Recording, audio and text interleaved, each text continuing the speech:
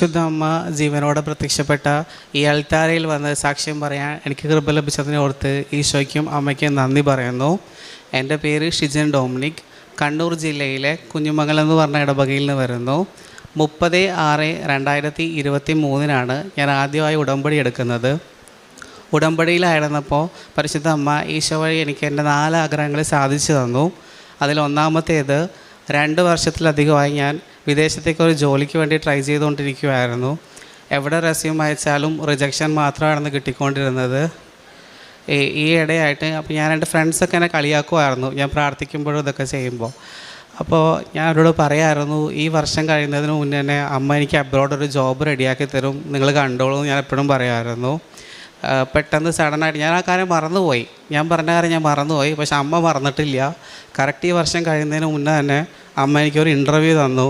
ആ ഇൻ്റർവ്യൂവിലാണ് ഞാൻ ഒന്നും പറഞ്ഞിട്ടില്ല, ഒരു ഉത്തരവും പറഞ്ഞിട്ടില്ല, അറിയുന്ന ഉത്തരങ്ങൾ പോലും പറയാൻ പറ്റിയില്ല. കംപ്ലീറ്റ്ലി ബ്ലാങ്കായിട്ട് അങ്ങ് ഇരിക്കുമായിരുന്നു. ഇൻ്റർവ്യൂവിന് മുന്നേ ഞാൻ തൈലം ഉപയോഗിച്ചിട്ടുണ്ടായിരുന്നു, കുരിശ് വരയ്ക്കുകയും ഉപ്പ് ഉപയോഗിക്കുകയും ചെയ്തിട്ടുണ്ടായിരുന്നു. പിന്നെ എൻ്റെ ഒരു കയ്യിൽ കാശ് രൂപ ഹോൾഡ് ചെയ്ത് പിടിച്ചിട്ടുണ്ടായിരുന്നു. മറ്റേ കൈ ബൈബിളിൽ വെച്ചിട്ടുമാണ് ഞാൻ ഇൻ്റർവ്യൂ അറ്റൻഡ് ചെയ്തത്. അവരെന്നോട് ക്വസ്റ്റ്യൻസ് ചോദിച്ചു. ഞാൻ ചിലതൊക്കെ പറയാൻ ശ്രമിച്ചു എന്നല്ലാതെ ഒരു ആൻസർ പോലും കംപ്ലീറ്റ് ചെയ്യാൻ പറ്റിയിട്ടില്ല. പക്ഷേ എനിക്ക് വിശ്വാസം ഉണ്ടായിരുന്നു ഇതെനിക്ക് അമ്മ തരുമെന്നുള്ളത്. പിറ്റേ ദിവസം രാവിലെ ഞാൻ എഴുന്നേറ്റു, പ്രതിഷേധന പ്രാർത്ഥന ചൊല്ലിക്കഴിഞ്ഞ് മൊബൈൽ ഓപ്പൺ ചെയ്തപ്പോഴേക്കും എനിക്ക് ഓഫർ ലെറ്റർ വന്ന് കിടക്കുവാണ്. അമ്മയ്ക്ക് ഈശോയ്ക്ക് 1000 നന്ദി. അതുപോലെ തന്നെ 8 വർഷമായി ഞാൻ ഡിഗ്രി കഴിഞ്ഞിട്ട് എനിക്കൊരു പേപ്പർ ഫെയിലായിരുന്നു. ഞാൻ ഒരുപാട് തവണ എഴുതി പാസ്സാവുന്നില്ല. അവസാനം എൻ്റെ ചാൻസ് മുഴുവൻ നഷ്ടപ്പെട്ടു. ഞാൻ എപ്പോഴും അമ്മയോട് പറയായിരുന്നു, അമ്മ എനിക്ക് ഇതിനൊരു സൊല്യൂഷൻ കണ്ടെത്തി തരണേ, 8 വർഷമായി ഞാൻ എന്താ ചെയ്യേണ്ടത്, ഡിഗ്രി ഇല്ലല്ലോ, കഷ്ടപ്പെട്ടെന്നൊക്കെ പറഞ്ഞ് പ്രാർത്ഥിക്കുമായിരുന്നു എപ്പോഴും. എൻ്റെ ചാൻസ് എല്ലാം നഷ്ടപ്പെട്ടു. 2014-17 ബാച്ചായിരുന്നു. അത് കഴിഞ്ഞു, ഇനിയൊരു ഓപ്ഷൻ മുന്നിലില്ല. ആ ഇടയ്ക്ക് ഞാൻ പ്രാർത്ഥിച്ചു. അമ്മ എനിക്ക് വേണ്ടിയിട്ട് യൂണിവേഴ്സിറ്റി എക്സാം വീണ്ടും കണ്ടക്ട് ചെയ്തു 2022. അതിന് മുന്നേയുള്ള എക്സാംസ് ഞാൻ എപ്പോൾ എഴുതിയാലും എനിക്ക് 15 മാർക്കിന് മുകളിലോട്ട് മാർക്ക് കിട്ടത്തില്ലായിരുന്നു. ആ എക്സാം ഞാൻ കാശ് രൂപം വെച്ചാണ് എഴുതിയിട്ടുണ്ടായിരുന്നത്. ആ എക്സാമിൽ അമ്മ എനിക്ക് 60 മാർക്ക് തന്നു. കൂടാതെ 10 വർഷമായിട്ട് ഞങ്ങളുടെ വീടിൻ്റെ ഡോക്യുമെൻ്റ് പണയത്തിലായിരുന്നു. അതെടുക്കാനോ അടയ്ക്കാനോ ഉള്ള ഒരു സോഴ്സ് ഞങ്ങൾക്ക് മുമ്പിലുണ്ടായിരുന്നില്ല. ഈ നവംബർ മാസം വീടിൻ്റെ ജപ്തിയാണെന്ന് പറഞ്ഞ് കടലാസ് വന്നു. അപ്പോൾ ഞാനിവിടെ ധ്യാനത്തിൽ വന്ന് എപ്പോഴും പങ്കെടുക്കുമായിരുന്നു. അമ്മയോട് പറഞ്ഞ് പ്രാർത്ഥിച്ചതിൻ്റെ ഫലമായിട്ട് ഒരുപാട് സ്ഥലത്ത് സഹായങ്ങൾ കിട്ടുകയും ആ ലോണിൻ്റെ പകുതി എമൗണ്ട് അടക്കാനും ജപ്തിയിൽ നിന്ന് ഒഴിവാകാനും സാധിച്ചിട്ടുണ്ടായിരുന്നു. അമ്മയ്ക്കും ഈശോയ്ക്കും കോടാനുകോടി നന്ദി. കൂടാതെ 2ാമത്തെ ഉടമ്പടി പുതുക്കിയ സമയത്ത് എൻ്റെ കാൽമുട്ടിന് ഭയങ്കര വേദനയായിരുന്നു. സ്റ്റെപ്പ് കയറാനോ ഇറങ്ങാനോ ഒന്നും പറ്റില്ലായിരുന്നു. അപ്പോൾ ആ ഇടയ്ക്ക് ഞാൻ ഉടമ്പടി സാക്ഷ്യം കണ്ടുകൊണ്ടിരുന്നപ്പം പെട്ടെന്ന് എൻ്റെ കാലിൽ ഇടിമിന്നലേറ്റ പോലെ ഒരു വേദന വന്നു. ഒരു 10 മിനിറ്റോളം എൻ്റെ കാലെനിക്ക് അനക്കാൻ പറ്റുന്നുണ്ടായിരുന്നില്ല. നല്ല പെയിൻ ഉണ്ടായിരുന്നു, അത്യാവശ്യം നല്ല സിവിയർ പെയിനായിരുന്നു. പക്ഷേ ഒരു 10 മിനിറ്റ് ശേഷം പിന്നെ എനിക്ക് കാലിന് വേദനയില്ല. ഞാൻ സ്റ്റെപ്പ് കയറി നോക്കി, താഴോട്ട് ഇറങ്ങി നോക്കി, എനിക്കൊരു കുഴപ്പമില്ല. കംപ്ലീറ്റ്ലി ആ പെയിൻ എനിക്ക് മാറി. മാതാവ് അതെനിക്ക് എടുത്ത് മാറ്റി കളഞ്ഞു. അമ്മയ്ക്ക് ഈശോയ്ക്കും കോടാനുകോടി നന്ദി.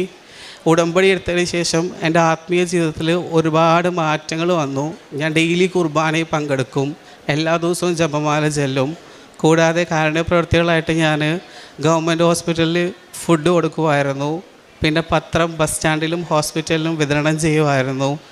എന്നെ കഴിയുന്ന വിധം ഞാൻ എല്ലാവരെയും സഹായിക്കുമായിരുന്നു. പരിശുദ്ധ അമ്മ വഴി ഈശോ തന്ന എല്ലാ അനുഗ്രഹങ്ങൾക്കും കോടാനുകോടി നന്ദി പറയുന്നു. എഫെസർക്കെഴുതിയ ലേഖനം 2:8 വിശ്വാസം വഴി കൃപയാലാണ് നിങ്ങൾ രക്ഷിക്കപ്പെട്ടത്, അത് നിങ്ങൾ നേടിയെടുത്തതല്ല, ദൈവത്തിൻ്റെ ദാനമാണ്.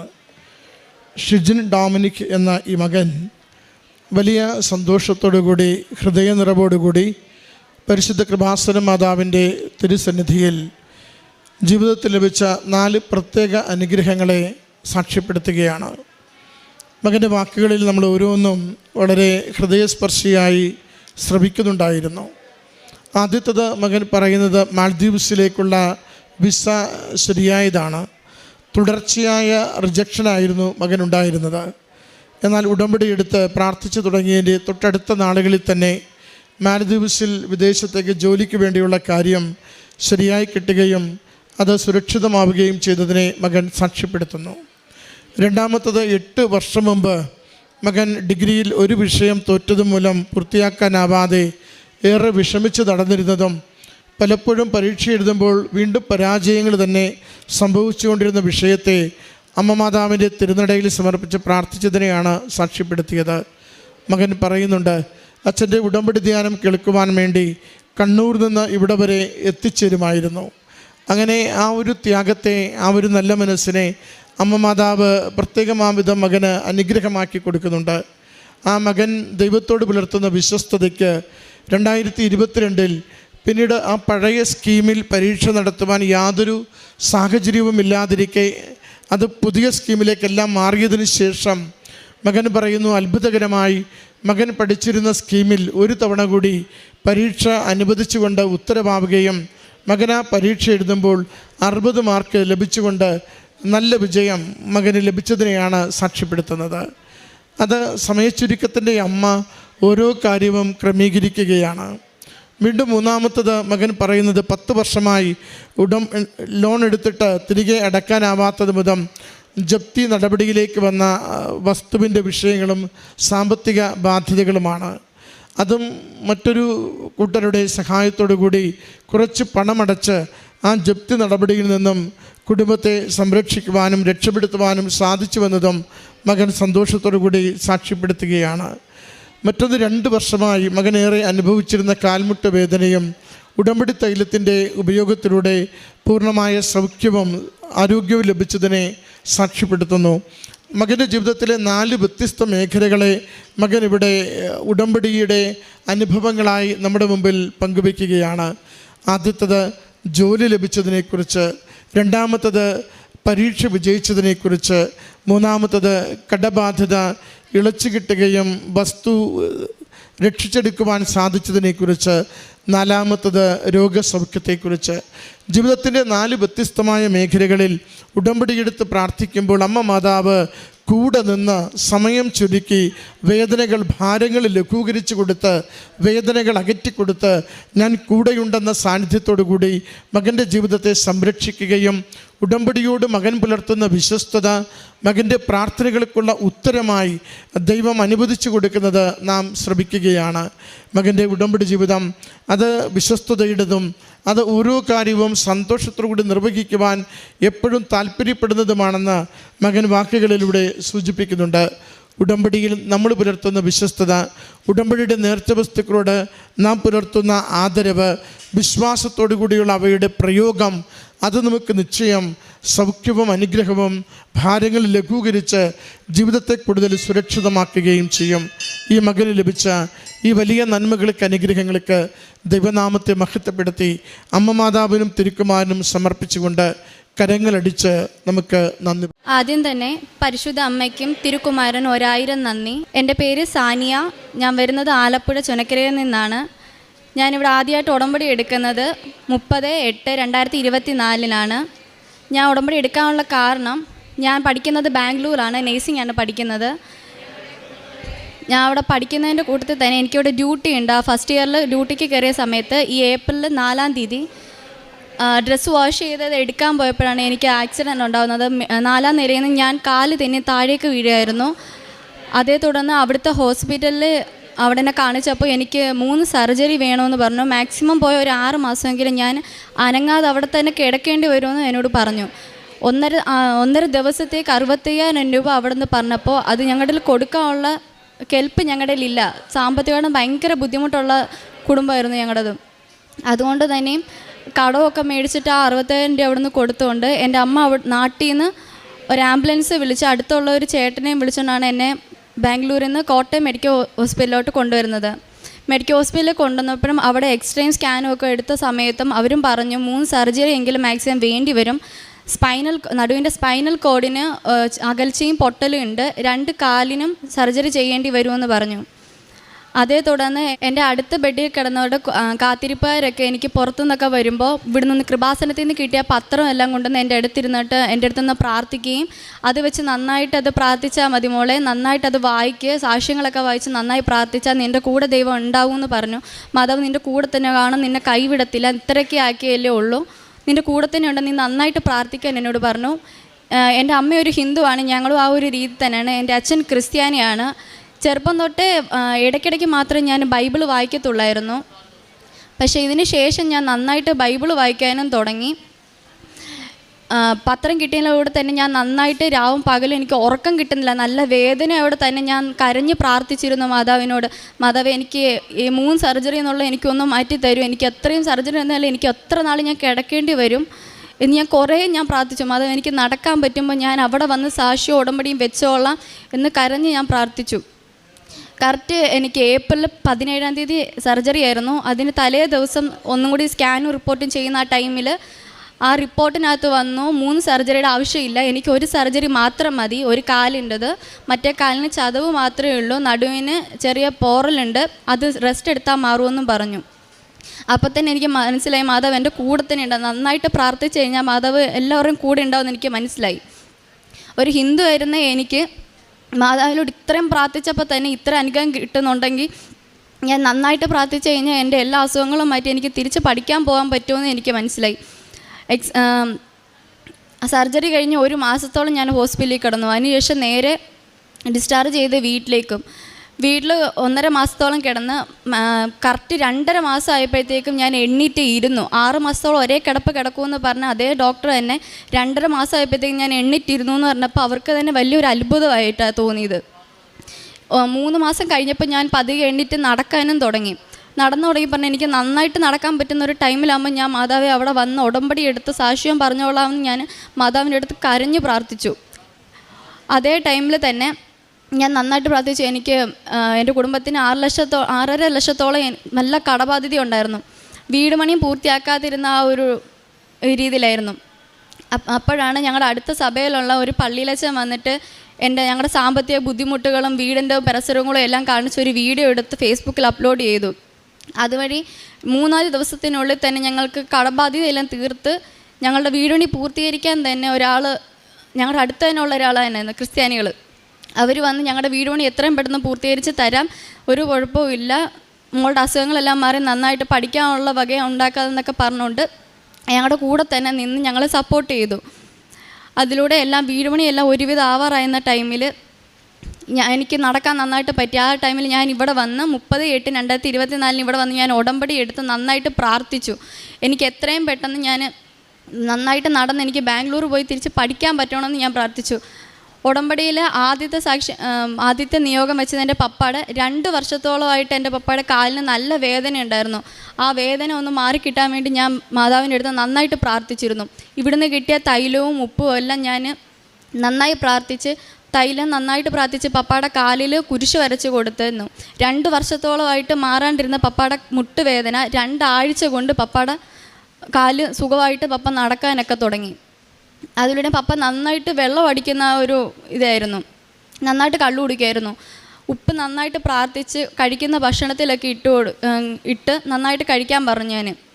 അതിലൂടെയും പപ്പ 1 മാസത്തിനുള്ളിൽ വെള്ളവടി എല്ലാം നിർത്തി. പപ്പ ജോലിയൊന്നും ഇല്ലാതെ വീട്ടിൽ ഇരിക്കുമായിരുന്നു. അതിനുശേഷം 1 മാസത്തിന് ശേഷം പപ്പയ്ക്ക് ചെന്നൈയിലൊരു ജോലി കിട്ടുകയും അവിടേക്ക് പോവുകയും ചെയ്തു. വീട് പണി ആ സമയത്തോടും പൂർത്തീകരിച്ച് അവിടുന്ന് ഞങ്ങൾക്കിപ്പോൾ പെരവാസത്തിൽ കഴിഞ്ഞ് ഞങ്ങൾ വീട്ടിൽ താമസവും തുടങ്ങി. അതിലൂടെ എനിക്ക് ജോസഫ് അച്ഛൻ്റെ ഒരു പ്രാർത്ഥന ഉണ്ടായിരുന്നു. അതിൽ ജോസഫ് അച്ഛൻ പറയുകയുണ്ടായിരുന്നു ഒരു സാക്ഷ്യം വയ്ക്കൽ. ആ സാക്ഷ്യത്തിൽ ആ കുട്ടിയുടെ ബർത്ത്ഡേ അന്ന് ആ കുട്ടി വെച്ചിരുന്ന നിയോഗങ്ങൾ സഫലമായി എന്നാണ് ഞാനത് കേട്ടത്. അപ്പോൾ ഞാനും ഇങ്ങനെ വിചാരിച്ചു എൻ്റെ ബർത്ത്ഡേയും വരാൻ പോകുന്നു, അപ്പോൾ ഞാൻ വെച്ച നിയോഗങ്ങൾ എനിക്ക് അന്ന് സാധിച്ചു കിട്ടുമല്ലോ എന്ന് ഞാനിങ്ങനെ ചിന്തിച്ചിരുന്നു. കറക്റ്റ് എൻ്റെ ബർത്ത്ഡേ ഒക്ടോബർ 23-നായിരുന്നു. അത് കഴിഞ്ഞ് 2 ദിവസത്തിനുള്ളിൽ എൻ്റെ ചേച്ചി എന്നോട് വിളിച്ച് പറഞ്ഞു, നിനക്ക് നടക്കാനൊക്കെ ഒക്കുമല്ലോ, കുഴപ്പമൊന്നുമില്ലല്ലോ, അങ്ങനെയാണെന്നുണ്ടെങ്കിൽ നീ ബാംഗ്ലൂർക്ക് വാ. പ്രിൻസിപ്പൾ പറഞ്ഞു നടക്കാനൊക്കെ പറ്റും, ഇരിക്കാനൊക്കെ പറ്റുമെന്നുണ്ടെങ്കിൽ എക്സാം എഴുതാൻ മോള് വാ എന്ന് പറഞ്ഞുകൊണ്ട് എന്നെ വിളിച്ച് പറഞ്ഞു. അന്നേരം തന്നെ ഞാൻ ഫോൺ അങ്ങോട്ട് മാറ്റി വെച്ചിട്ട് പെട്ടെന്ന് തന്നെ മാതാവിൻ്റെ അടുത്ത് പോയിട്ട് കരഞ്ഞ് പ്രാർത്ഥിച്ചു. 1000 നന്ദി ഞാൻ പറഞ്ഞു മാതാവിൻ്റെ അടുത്ത്. അത്രത്തോളം അനുഗ്രഹം എനിക്ക് തന്നു മാതാവിന് 1000 നന്ദിയുണ്ട്. ഇവിടുന്ന് തന്ന പത്രങ്ങളെല്ലാം ഞാൻ നന്നായിട്ട് പ്രാർത്ഥിച്ച് ഇവിടുന്ന് തന്ന തൈലങ്ങൾ ഞാൻ നന്നായിട്ട് പ്രാർത്ഥിച്ച് അത് കുരിശ് വരച്ച് ഉപ്പ് വിട്ട് ഞാൻ അമ്മയിൽ കൊടുത്തു വിട്ടു. എനിക്ക് പോകാൻ പറ്റാത്തൊരു സിറ്റുവേഷനിലായിരുന്നു. അതുകൊണ്ട് തന്നെ ഇവിടുത്തെ ആലപ്പുഴ വണ്ടാനം ഹോസ്പിറ്റലിൽ എൻ്റെ അമ്മ കൊണ്ടുവന്ന് കൊടുക്കുകയും ചെയ്തു. ആ പത്രം എൻ്റെ കാര്യങ്ങളെല്ലാം പറഞ്ഞിട്ട് തന്നെ അമ്മ ആ പത്രം എല്ലാവർക്കും കൊടുത്തു. അതിലൂടെ തന്നെയും ഇവിടുത്തെ ഡെലിവറി വാർഡിലായിരുന്നു അമ്മ കൊണ്ടുവന്ന് കൊടുത്തത്. തൊട്ടപ്പുറത്തെ വീട്ടിൽ ഒരു ചേച്ചി പ്രഗ്നൻ്റ് ആയിട്ട് അവിടെ പോയിട്ടുണ്ടായിരുന്നു. ഡെലിവറി കഴിഞ്ഞ് 1 മാസത്തോളം ആ കുഞ്ഞ് ICUയിൽ കിടന്നു, ആരോഗ്യ പ്രശ്നങ്ങളൊക്കെ ആയിട്ട്. അമ്മ ആ പത്രം കൊണ്ടുവന്ന് ആ ചേച്ചിയുടെ കയ്യിൽ കൊടുത്തിട്ട് നന്നായിട്ട് പ്രാർത്ഥിക്കുമ്പോൾ ദൈവം നിൻ്റെ കൂടെ ഉണ്ടാവും എന്ന് അമ്മ പറഞ്ഞ് 3-ാം ദിവസം അവർ വിളിച്ചു പറഞ്ഞു അതെല്ലാം കുഴപ്പമില്ല, ഡിസ്ചാർജ് ആക്കി ഞങ്ങൾ വീട്ടിൽ വന്നു എന്ന്. അത്രയ്ക്കും നല്ല അനുഗ്രഹമാണ് മാതാവ് ഞങ്ങൾക്ക് തന്നിട്ടുള്ളത്. അത് പോരാഞ്ഞിട്ട് കാരുണ്യ പ്രവർത്തനങ്ങളായിട്ട് ഞാൻ അടുത്തുള്ള എൻ്റെ ബർത്ത്ഡേയിൽ അന്ന് തന്നെ ഞാൻ അടുത്തുള്ള ഒരു സ്നേഹ വീട്, അവിടെ വാർദ്ധക്യമായിരുന്ന അച്ഛനമ്മമാരൊക്കെ താമസിക്കുന്ന ഒരു സ്ഥലമാണ്, അവിടെ പോയിട്ട് ഫുഡ് കൊടുക്കുകയും അവിടെ വെച്ച് തന്നെ കേക്ക് മുറിച്ച് അവരുടെ എല്ലാവരുടെയും കൂടെ സന്തോഷകരമായിട്ടിരിക്കുകയും ചെയ്തു. അതുകൂടാതെ തന്നെ എൻ്റെ അമ്മയുടെ അടുത്തുള്ള വീട്ടിലൊക്കെ അവിടുത്തെ വീട് പണി നടന്നുകൊണ്ടിരിക്കുക. അപ്പോൾ 2 പേർക്ക് ധനസഹായങ്ങളും എൻ്റെ അമ്മ കൊടുക്കുകയുണ്ടായി. അതെല്ലാം തന്നത് മാതാവാണ്. മാതാവിനും തിരുക്കുമാരനും 1000 നന്ദിയുണ്ട്. അതുപോലെ തന്നെ ഉടമ്പടി എടുക്കുന്നതിന് മുന്നേ ഞാൻ നന്നായിട്ട് പ്രാർത്ഥിച്ചു വന്നു. പക്ഷേ ബൈബിളും അന്നൊന്നും എൻ്റെ കയ്യിലില്ലായിരുന്നു. ബൈബിളൊക്കെ വീട്ടിലായിരുന്ന ടൈമിൽ എനിക്ക് പ്രാർത്ഥിക്കാനൊന്നും അത്ര ഇത് പറ്റിയിട്ടുണ്ടായിരുന്നില്ല. പക്ഷേ ഉടമ്പടി എടുത്തതിന് ശേഷം നന്നായിട്ട് ഞാൻ ബൈബിൾ വായിക്കുകയും നന്നായിട്ട് പ്രാർത്ഥിക്കുകയും ചെയ്യുമായിരുന്നു. അത്രത്തോളം ദൈവത്തിന് അടുക്കുകയും ഞാൻ ചെയ്തിട്ടുണ്ടായിരുന്നു. ഉടമ്പടി എടുക്കുന്നതിന് മുന്നേ ഞാൻ എൻ്റെ മനസ്സിൽ ഫുള്ള് നെഗറ്റീവ് തോട്ട്സ് ആയിരുന്നു വന്നിട്ടുണ്ടായിരുന്നത്. പക്ഷേ ഉടമ്പടി എടുത്തതിന് ശേഷം എനിക്ക് നല്ല പോസിറ്റീവായിട്ടുള്ള തോട്ട്സ് വരാൻ തുടങ്ങി, നല്ല പോസിറ്റീവായിട്ടുള്ള കാര്യങ്ങൾ വന്നിട്ടുണ്ടെന്ന് ഞാൻ ഭയങ്കര ഹാപ്പിയാണ്. ഇപ്പോഴത്തെ ഈ ഒരു ജീവിതം നല്ലൊരു ഹാപ്പി ആയിട്ടുള്ള ജീവിതം തന്നെ ആയിരുന്നു. അതിന് മുമ്പ് ഞാൻ ഭയങ്കര ദുഃഖിച്ചിട്ടുണ്ടായിരുന്നു. ഓരോ കാര്യങ്ങളും വരുമ്പോഴും എനിക്ക് ഭയങ്കര വിഷമമായിട്ടുള്ള കാര്യങ്ങളായിരുന്നു എൻ്റെ ജീവിതത്തിൽ ഉണ്ടായിക്കൊണ്ടിരുന്നത്. പക്ഷെ അതിനുശേഷം ഇപ്പം എൻ്റെ ജീവിതത്തിൽ ഉണ്ടാകുന്ന എല്ലാം എനിക്ക് സന്തോഷകരമായ കാര്യങ്ങൾ, നല്ല കാര്യങ്ങളുമായിരുന്നു. പുറപ്പാടിൻ്റെ പുസ്തകം 33:14 കർത്താവ് പറഞ്ഞു, ഞാൻ തന്നെ നിന്നോട് കൂടെ വരികയും നിനക്ക് ആശ്വാസം നൽകുകയും ചെയ്യും. സാനിയ എന്ന ഈ മകൾ തൻ്റെ ജീവിതത്തിൽ വന്ന വളരെ ഗുരുതരമായ ഒരു അപകടത്തിൽ പരിശുദ്ധ കൃപാസന മാതാവിൻ്റെ സംരക്ഷണയിൽ ലഭിച്ച ആരോഗ്യത്തെയും പുതുജീവിതത്തെയുമാണ് സന്തോഷത്തോടു കൂടി ഈ അൾത്താരയിൽ സാക്ഷ്യപ്പെടുത്തുന്നത്. മകൾ ബാംഗ്ലൂരിൽ നഴ്സിങ്ങിന് പഠിക്കുമ്പോൾ കാല് തന്നെ 4-ാം നിലയിൽ നിന്നും നിലത്ത് വീഴുകയും ശരീരത്തിന് വളരെ ഗുരുതരമായി പരിക്ക് പറ്റി ആശുപത്രിയിലായതാണ് മകൾ സൂചിപ്പിച്ചത്. അവിടെ വലിയ തുക ചികിത്സയ്ക്ക് വേണ്ടിവരും എന്ന് കാണുമ്പോൾ അവിടെ നിന്ന് കോട്ടയം മെഡിക്കൽ കോളേജിലേക്ക് വരികയും 3-4 ഓപ്പറേഷൻ നിശ്ചയം ശരീരത്തിന് വേണം എന്ന് ബാംഗ്ലൂരിലും കോട്ടയത്തും ആദ്യം അത് വിധിയെഴുതുകയും ചെയ്യുന്നുണ്ട്. എന്നാൽ മകൾക്ക് അവിടെ ആശുപത്രിയിൽ നിന്നും കൃപാസനം പത്രം ലഭിച്ചു തുടങ്ങുകയും അത് വായിക്കും തോറും അമ്മ മാതാവിലുള്ള ശക്തമായ വിശ്വാസം കൂടി വരികയും ഓരോ സാക്ഷ്യവും അച്ഛൻ്റെ ലേഖനങ്ങളും കൂടുതൽ ദൈവത്തിൽ ആശ്രയിച്ച് അമ്മ മാതാവിൽ ശരണപ്പെട്ട് ജീവിതത്തെ സമർപ്പിച്ചാൽ അത് അനുഗ്രഹത്തിന്, സൗഖ്യത്തിന് വേഗം കാരണമാകുമെന്ന് മകൾക്ക് വിശ്വാസം വരികയും അതനുസരിച്ച് മകൾ പ്രാർത്ഥനയിൽ സമർപ്പിക്കുകയും ചെയ്യുന്നു. മകൾ ആ നാളുകളിൽ ആദ്യം പ്രാർത്ഥിച്ചിരുന്നത് ഒരു ഓപ്പറേഷൻ കൊണ്ട് കാര്യങ്ങളൊക്കെ ശരിയാകും വിധം എല്ലാം ഒന്ന് ക്രമപ്പെടുത്തി തരുവാനായിരുന്നു. ഓപ്പറേഷന് വേണ്ടി ആ വിധേയാവുന്ന ദിവസങ്ങളിൽ ഡോക്ടർമാരുടെ റീചെക്കപ്പിൽ 3 ഓപ്പറേഷൻ വേണ്ടെന്നും 1 ഓപ്പറേഷൻ മതിയെന്നും പറഞ്ഞ് മകൾക്കത് അനുകൂലമാക്കി കൊടുക്കുന്നു. 6-7 മാസമെങ്കിലും കട്ടിലിൽ ഒരേ പിടി കിടക്കേണ്ടി വരുമെന്ന പ്രശ്നമായിരുന്നു ഡോക്ടർമാർ ആദ്യം തന്നെ സൂചിപ്പിച്ചിരുന്നത്. നട്ടലിന് പരിക്കുണ്ട്, കാലുകൾക്ക്, കണങ്കാലുകൾക്ക് പരിക്കുണ്ട്, ശരീരത്തിൽ മറ്റ് പല ഭാഗങ്ങളിലും പരിക്കുണ്ട്. അതുകൊണ്ട് കാലുകുത്തി നടക്കുവാൻ സമയമെടുക്കുമെന്ന് ഡോക്ടർമാർ സൂചിപ്പിച്ചിരുന്നു. എന്നാൽ മകൾ പറയുന്നുണ്ട്, അമ്മ മാതാവിൽ മാത്രം ആശ്രയിച്ച് എന്ന് കാലുകുത്തി നടക്കുവാൻ ഞാൻ ആരംഭിക്കുമോ അടുത്ത ദിവസം അമ്മയുടെ സന്നിധിയിൽ വന്ന് ഉടമ്പടി എടുക്കുമെന്ന് ആ കട്ടിലിൽ കിടന്നുകൊണ്ട് വാക്ക് കൊടുക്കുമ്പോൾ 1.5-2 മാസം കൊണ്ട് മകളുടെ പൂർണ്ണമായ സൗഖ്യത്തിലേക്ക്, കാലുകുത്തി നടക്കുവാൻ പറ്റുന്ന വിധത്തിലുള്ള ആരോഗ്യത്തിലേക്ക് മകളെ മാറ്റുന്നതാണ് സാക്ഷ്യപ്പെടുത്തിയത്. ഡോക്ടർമാർക്ക് പോലും അത്ര വേഗത്തിലുള്ള സൗഖ്യം പ്രതീക്ഷിതമല്ലായിരുന്നു, അത്ഭുതമായിരുന്നു. പിന്നീട് ഓരോ ദിവസവും മകളുടെ ജീവിതത്തിലുണ്ടായ മാറ്റങ്ങളെയാണ് സൂചിപ്പിച്ചത്. അമ്മ മാതാവിൻ്റെ തിരുനടയിലെത്തി ഉടമ്പടി എടുത്ത് ഉടമ്പടി തൈലം പൂശിയും ഉടമ്പടി ഉപ്പ് ഉള്ളിൽ കഴിച്ചുകൊണ്ടും പ്രാർത്ഥനയിൽ മുന്നേറുമ്പോൾ വളരെ വേഗത്തിൽ സാധാരണ പോലെ ജീവിതത്തിലേക്ക് മടങ്ങി വരുവാൻ, കൈകാലുകളുടെ വേദന മാറി, നടുവിൻ്റെ വേദന മാറി, സൗഖ്യപ്പെട്ടുകൊണ്ട് ജീവിതത്തിൽ മുന്നോട്ട് വരുവാൻ മകൾക്ക് വളരെ ചുരുങ്ങിയ നാളുകൾ കൊണ്ട് സാധിച്ചതിനെയാണ് സാക്ഷ്യപ്പെടുത്തിയത്. അതോടൊപ്പം തന്നെ കുടുംബത്തിൻ്റെ സാഹചര്യങ്ങളെ മകൾ നമ്മുടെ മുമ്പിൽ പങ്കുവച്ചു. 6 ലക്ഷം രൂപ കടബാധ്യതയുള്ള ഭവനം, വീട് പണിപൂർത്തിയാവാതെ വളരെ ക്ലേശകരമായ അവസ്ഥയിൽ കിടക്കുന്ന കുടുംബം.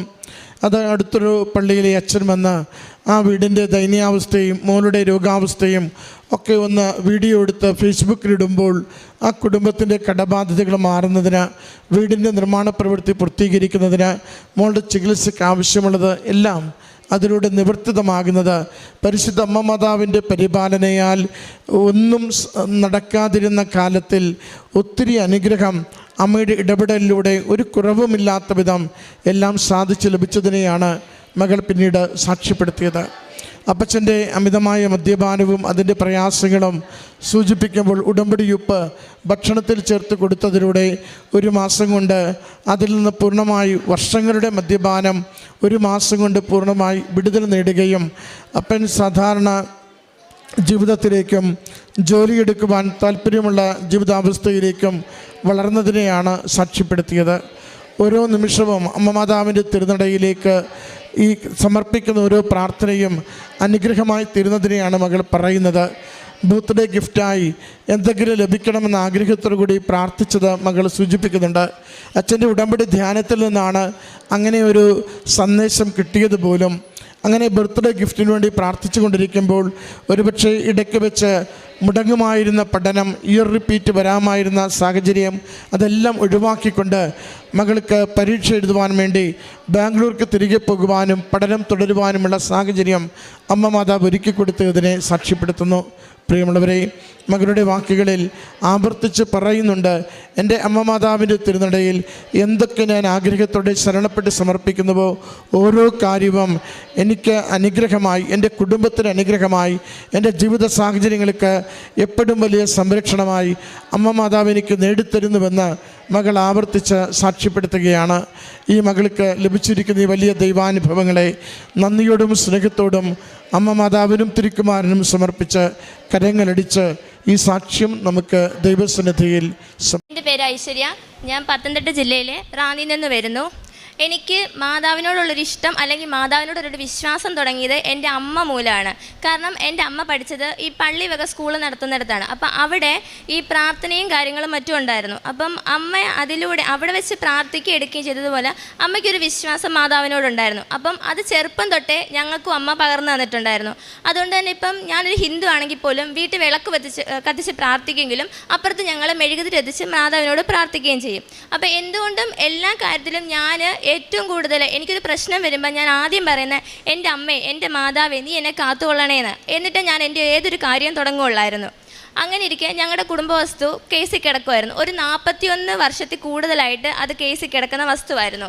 എതിർകക്ഷികൾ അവിടെ തടി ഉണ്ടായിരുന്നുകൊണ്ടും അവരവരുടെ വസ്തുവാണെന്നും പറഞ്ഞ് ഇതിന് പിടിക്കുന്നത് കൊണ്ട് ഞങ്ങൾക്ക് അവിടെ ഒരു വീട് വെച്ച് താമസിക്കാൻ പറ്റുന്നില്ലായിരുന്നു.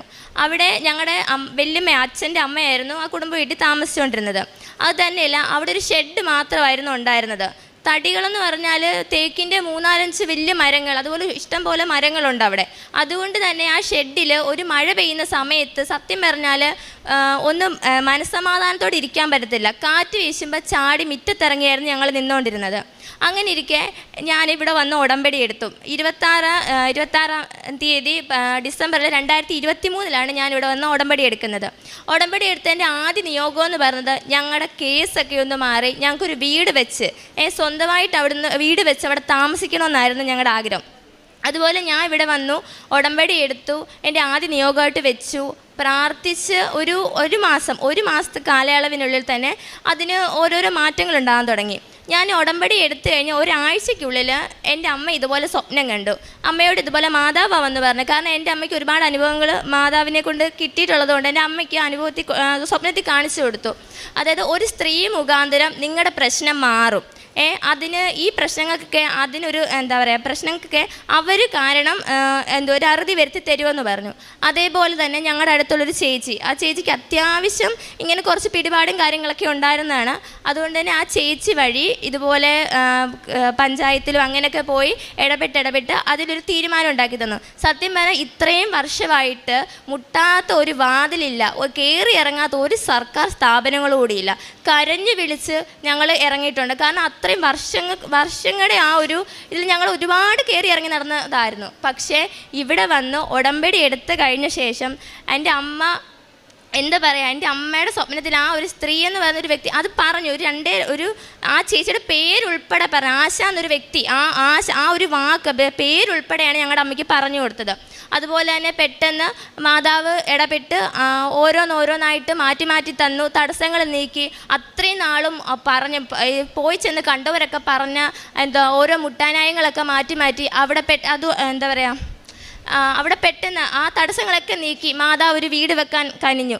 ഇപ്പം ഈ ആഴ്ച വരുമ്പോൾ തന്നെ അവിടെ കയറി താമസിക്കാൻ പോവാണ് ഞങ്ങൾ. അത് മാതാവിൻ്റെ വലിയൊരു അനുഗ്രഹമായിട്ട് കാണുന്നു. പിന്നെ ഞാൻ എൻ്റെ ഒരു രണ്ടാമത്തെ നിയോഗം വെച്ചത്, ഞാൻ നേഴ്സിംഗ് പഠിക്കുന്ന ഒരു കുട്ടിയാണ്.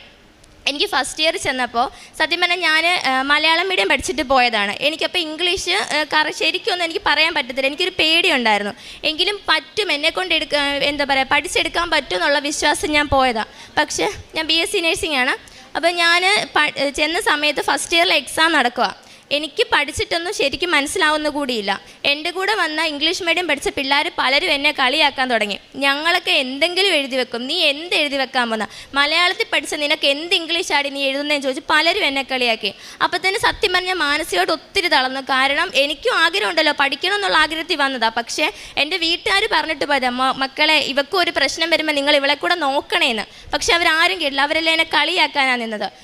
എൻ്റെ അമ്മ എനിക്ക് വേണ്ടി വന്ന ഉടമ്പടി എടുത്തു. ഞാൻ അതുപോലെ തന്നെ അമ്മ എനിക്ക് തന്നൊരു ലോക്കറ്റ്, മാതാവിൻ്റെ ഒരു കുഞ്ഞ് ലോക്കറ്റ് വെച്ച് ഞാൻ എന്നും മാതാവിനോട് പ്രാർത്ഥിക്കുമായിരുന്നു. മാതാവിനോട് പ്രാർത്ഥിച്ചതെന്നല്ല, എനിക്കറിയത്തില്ല എനിക്ക് എവിടെ നിന്നാണ് ഞാൻ പരീക്ഷയ്ക്ക് സത്യം പറഞ്ഞാൽ ഇംഗ്ലീഷ് അറിയാത്ത, അല്ലെങ്കിൽ പോട്ടെ എനിക്ക് പറ്റത്തില്ലായിരുന്നു. ഞാൻ ശരിക്കും പേടിച്ച് പോയതാണ്. കാരണം എന്നെക്കൊണ്ട് പരീക്ഷ എഴുതി ജയിക്കാൻ പറ്റത്തില്ല, ഞാൻ തോറ്റുപോകുമെന്ന് വിചാരിച്ചെടുത്ത് ഞാൻ പോലും അറിയാതെ എൻ്റെ ഉത്തര പേപ്പർ, ഞാൻ എഴുതുന്ന ക്വസ്റ്റ്യൻ പേപ്പർ, എനിക്ക് ക്വസ്റ്റ്യനൊക്കെ അതുപോലെ വായിച്ചു. എനിക്കറിയത്തില്ല എവിടെ നിന്നാണ് എനിക്ക് ഉത്തരം വന്നത്. സത്യം പറഞ്ഞാൽ എനിക്ക് എങ്ങനെ പറയേണ്ടതെന്ന് കൂടി എനിക്കറിയത്തില്ല. കാരണം എനിക്ക് മാതാവ് അതുപോലെ എന്നെ സഹായിച്ചു. അത് ആ 8 പേര് സത്യം പറഞ്ഞാൽ എനിക്ക് അതുപോലെ തന്നെ എനിക്ക് മാനസികമായിട്ട് ഭയങ്കര വിഷമം ഉണ്ടായതാണ്. റൂമിൽ 8 പേരായിരുന്നു. ആ 8 പേരും എന്നെ തളർത്തുമായിരുന്നു, നീ എങ്ങനെ പാസ്സാവൂടിയെന്ന് ചോദിച്ച്. എന്നാൽ പരീക്ഷയുടെ റിസൾട്ട് വന്നപ്പോൾ ആകെ അവിടെ ജയിച്ചത് 25 പിള്ളേരായിരുന്നു. 25 പിള്ളേരിൽ 6ാമത്തെ സ്ഥാനം എനിക്ക് കിട്ടി, ഞങ്ങളുടെ കോളേജിൽ തന്നെ. അതും പോരാഞ്ഞ് 8 പേര് റൂമിലുണ്ടായിരുന്നതിൽ എന്നെ കളിയാക്കിയവർക്ക് കാട്ടിലും മുന്നിൽ മാർക്ക് വാങ്ങിച്ച് 3 പേര് മാത്രമേ ഞങ്ങൾ റൂമിൽ പാസ്സായിട്ടുള്ളൂ. അതിൽ 3ാമത്തെ വ്യക്തി ഞാനായിരുന്നു. കാരണം എന്നെ കളിയാക്കിയവരുടെ മുന്നിൽ ഫസ്റ്റ് ക്ലാസ് വാങ്ങിച്ച് മാതാവ് എന്നെ കാത്തു. അതുപോലെ തന്നെ അന്ന് തൊട്ട് ഇന്ന് വരെ ഞാൻ പരീക്ഷ എഴുതിയില്ല. ഇപ്പം ഞാൻ 3rd ഇയർ ആണ്. പരീക്ഷ എഴുതിയിൽ ഫസ്റ്റ് ക്ലാസ്സോടുകൂടി അല്ലാതെ തന്നെ മാതാവ് ഇതുവരെ പാസ്സാക്കിയിട്ടില്ല. മാതാവിൻ്റെ കൃപ എപ്പോഴും എൻ്റെ കൂടെ തന്നെയുണ്ട്.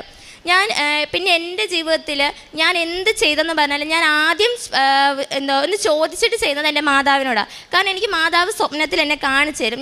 എനിക്ക് എന്തെങ്കിലും ഒരു അപകടം പറ്റാൻ പോകുന്നുണ്ടെങ്കിൽ അത് എനിക്ക് എങ്ങനെ പറഞ്ഞ് നിങ്ങളെ അറിയിക്കുമെന്ന് അറിയത്തില്ല. എനിക്കൊരു അപകടം പറ്റാൻ പോകുന്നെങ്കിൽ ഞാൻ ഏതെങ്കിലും ഒരു നാശത്തിലോട്ട് പോകുന്നു എന്ന് കാണുമ്പോൾ ഞാൻ സ്വപ്നം കാണും. അപ്പം മാതാവ് പറയും ഇന്നത് ചെയ്യില്ല, എന്നോട് പറഞ്ഞു ഇന്നത് ചെയ്യില്ല, അത് നല്ലതല്ല. അപ്പം ഞാനിത് കാണുമ്പോൾ ഞാൻ അമ്മയോട് പറയും, അമ്മേ ഞാൻ ഇങ്ങനെ കണ്ടു, എന്തോ പ്രശ്നം എനിക്ക് തോന്നുന്നു എന്തോ. അപ്പം പറയും മാതാവ് പറഞ്ഞതാ, നീ അതിനപ്പുറം ഒന്നും ചെയ്യാൻ പോവരുതെന്ന്. അതുപോലെ തന്നെ ഞാൻ മാതാവിനെ സ്വപ്നത്തിൽ കാണാറുണ്ട്. സ്വപ്നത്തിൽ കാണുന്നതെന്ന് വെച്ചാൽ എൻ്റെ അടുത്തുള്ള പള്ളിയിൽ ഞാൻ അവിടെ പോയി മെഴുകുതിരി കത്തിച്ച് പ്രാർത്ഥിക്കുന്ന അവിടുത്തെ പള്ളിയിലെ മാതാവിൻ്റെ രൂപത്തിലാണ് എൻ്റെ മുന്നിൽ മാതാവ് പ്രത്യക്ഷപ്പെടുന്നത്. ഞാൻ എപ്പോൾ സ്വപ്നം കണ്ടാലും എന്നോടൊരു വ്യക്തി പറയുമ്പോൾ ഒരാൾ പറഞ്ഞു തരും. അപ്പം ഞാൻ ദൂരെ നിന്ന് കാണുമ്പം വേറൊരു വ്യക്തിയായിരിക്കും, പക്ഷെ അടുത്ത് ചെല്ലുമ്പം ഞാൻ കാണുന്നത് ആ പള്ളിയിൽ ഞാൻ ആ രൂപക്കൂട്ടി മെഴുകുതിരി കത്തിക്കുന്ന മാതാവായിരിക്കും. ഞാൻ അടുത്തോട്ട് ചെല്ലുമ്പോൾ എന്നെ അടുത്ത് വിളിക്കുമ്പോൾ പറഞ്ഞു തരാം, മനസ്സിലാക്കി തരാമെന്ന് എന്നെ അടുത്തോട്ട് വിളിക്കുമ്പോൾ ഞാൻ ചെല്ലുമ്പം ആ മാതാവിനെയാണ് ഞാൻ കാണുന്നത്.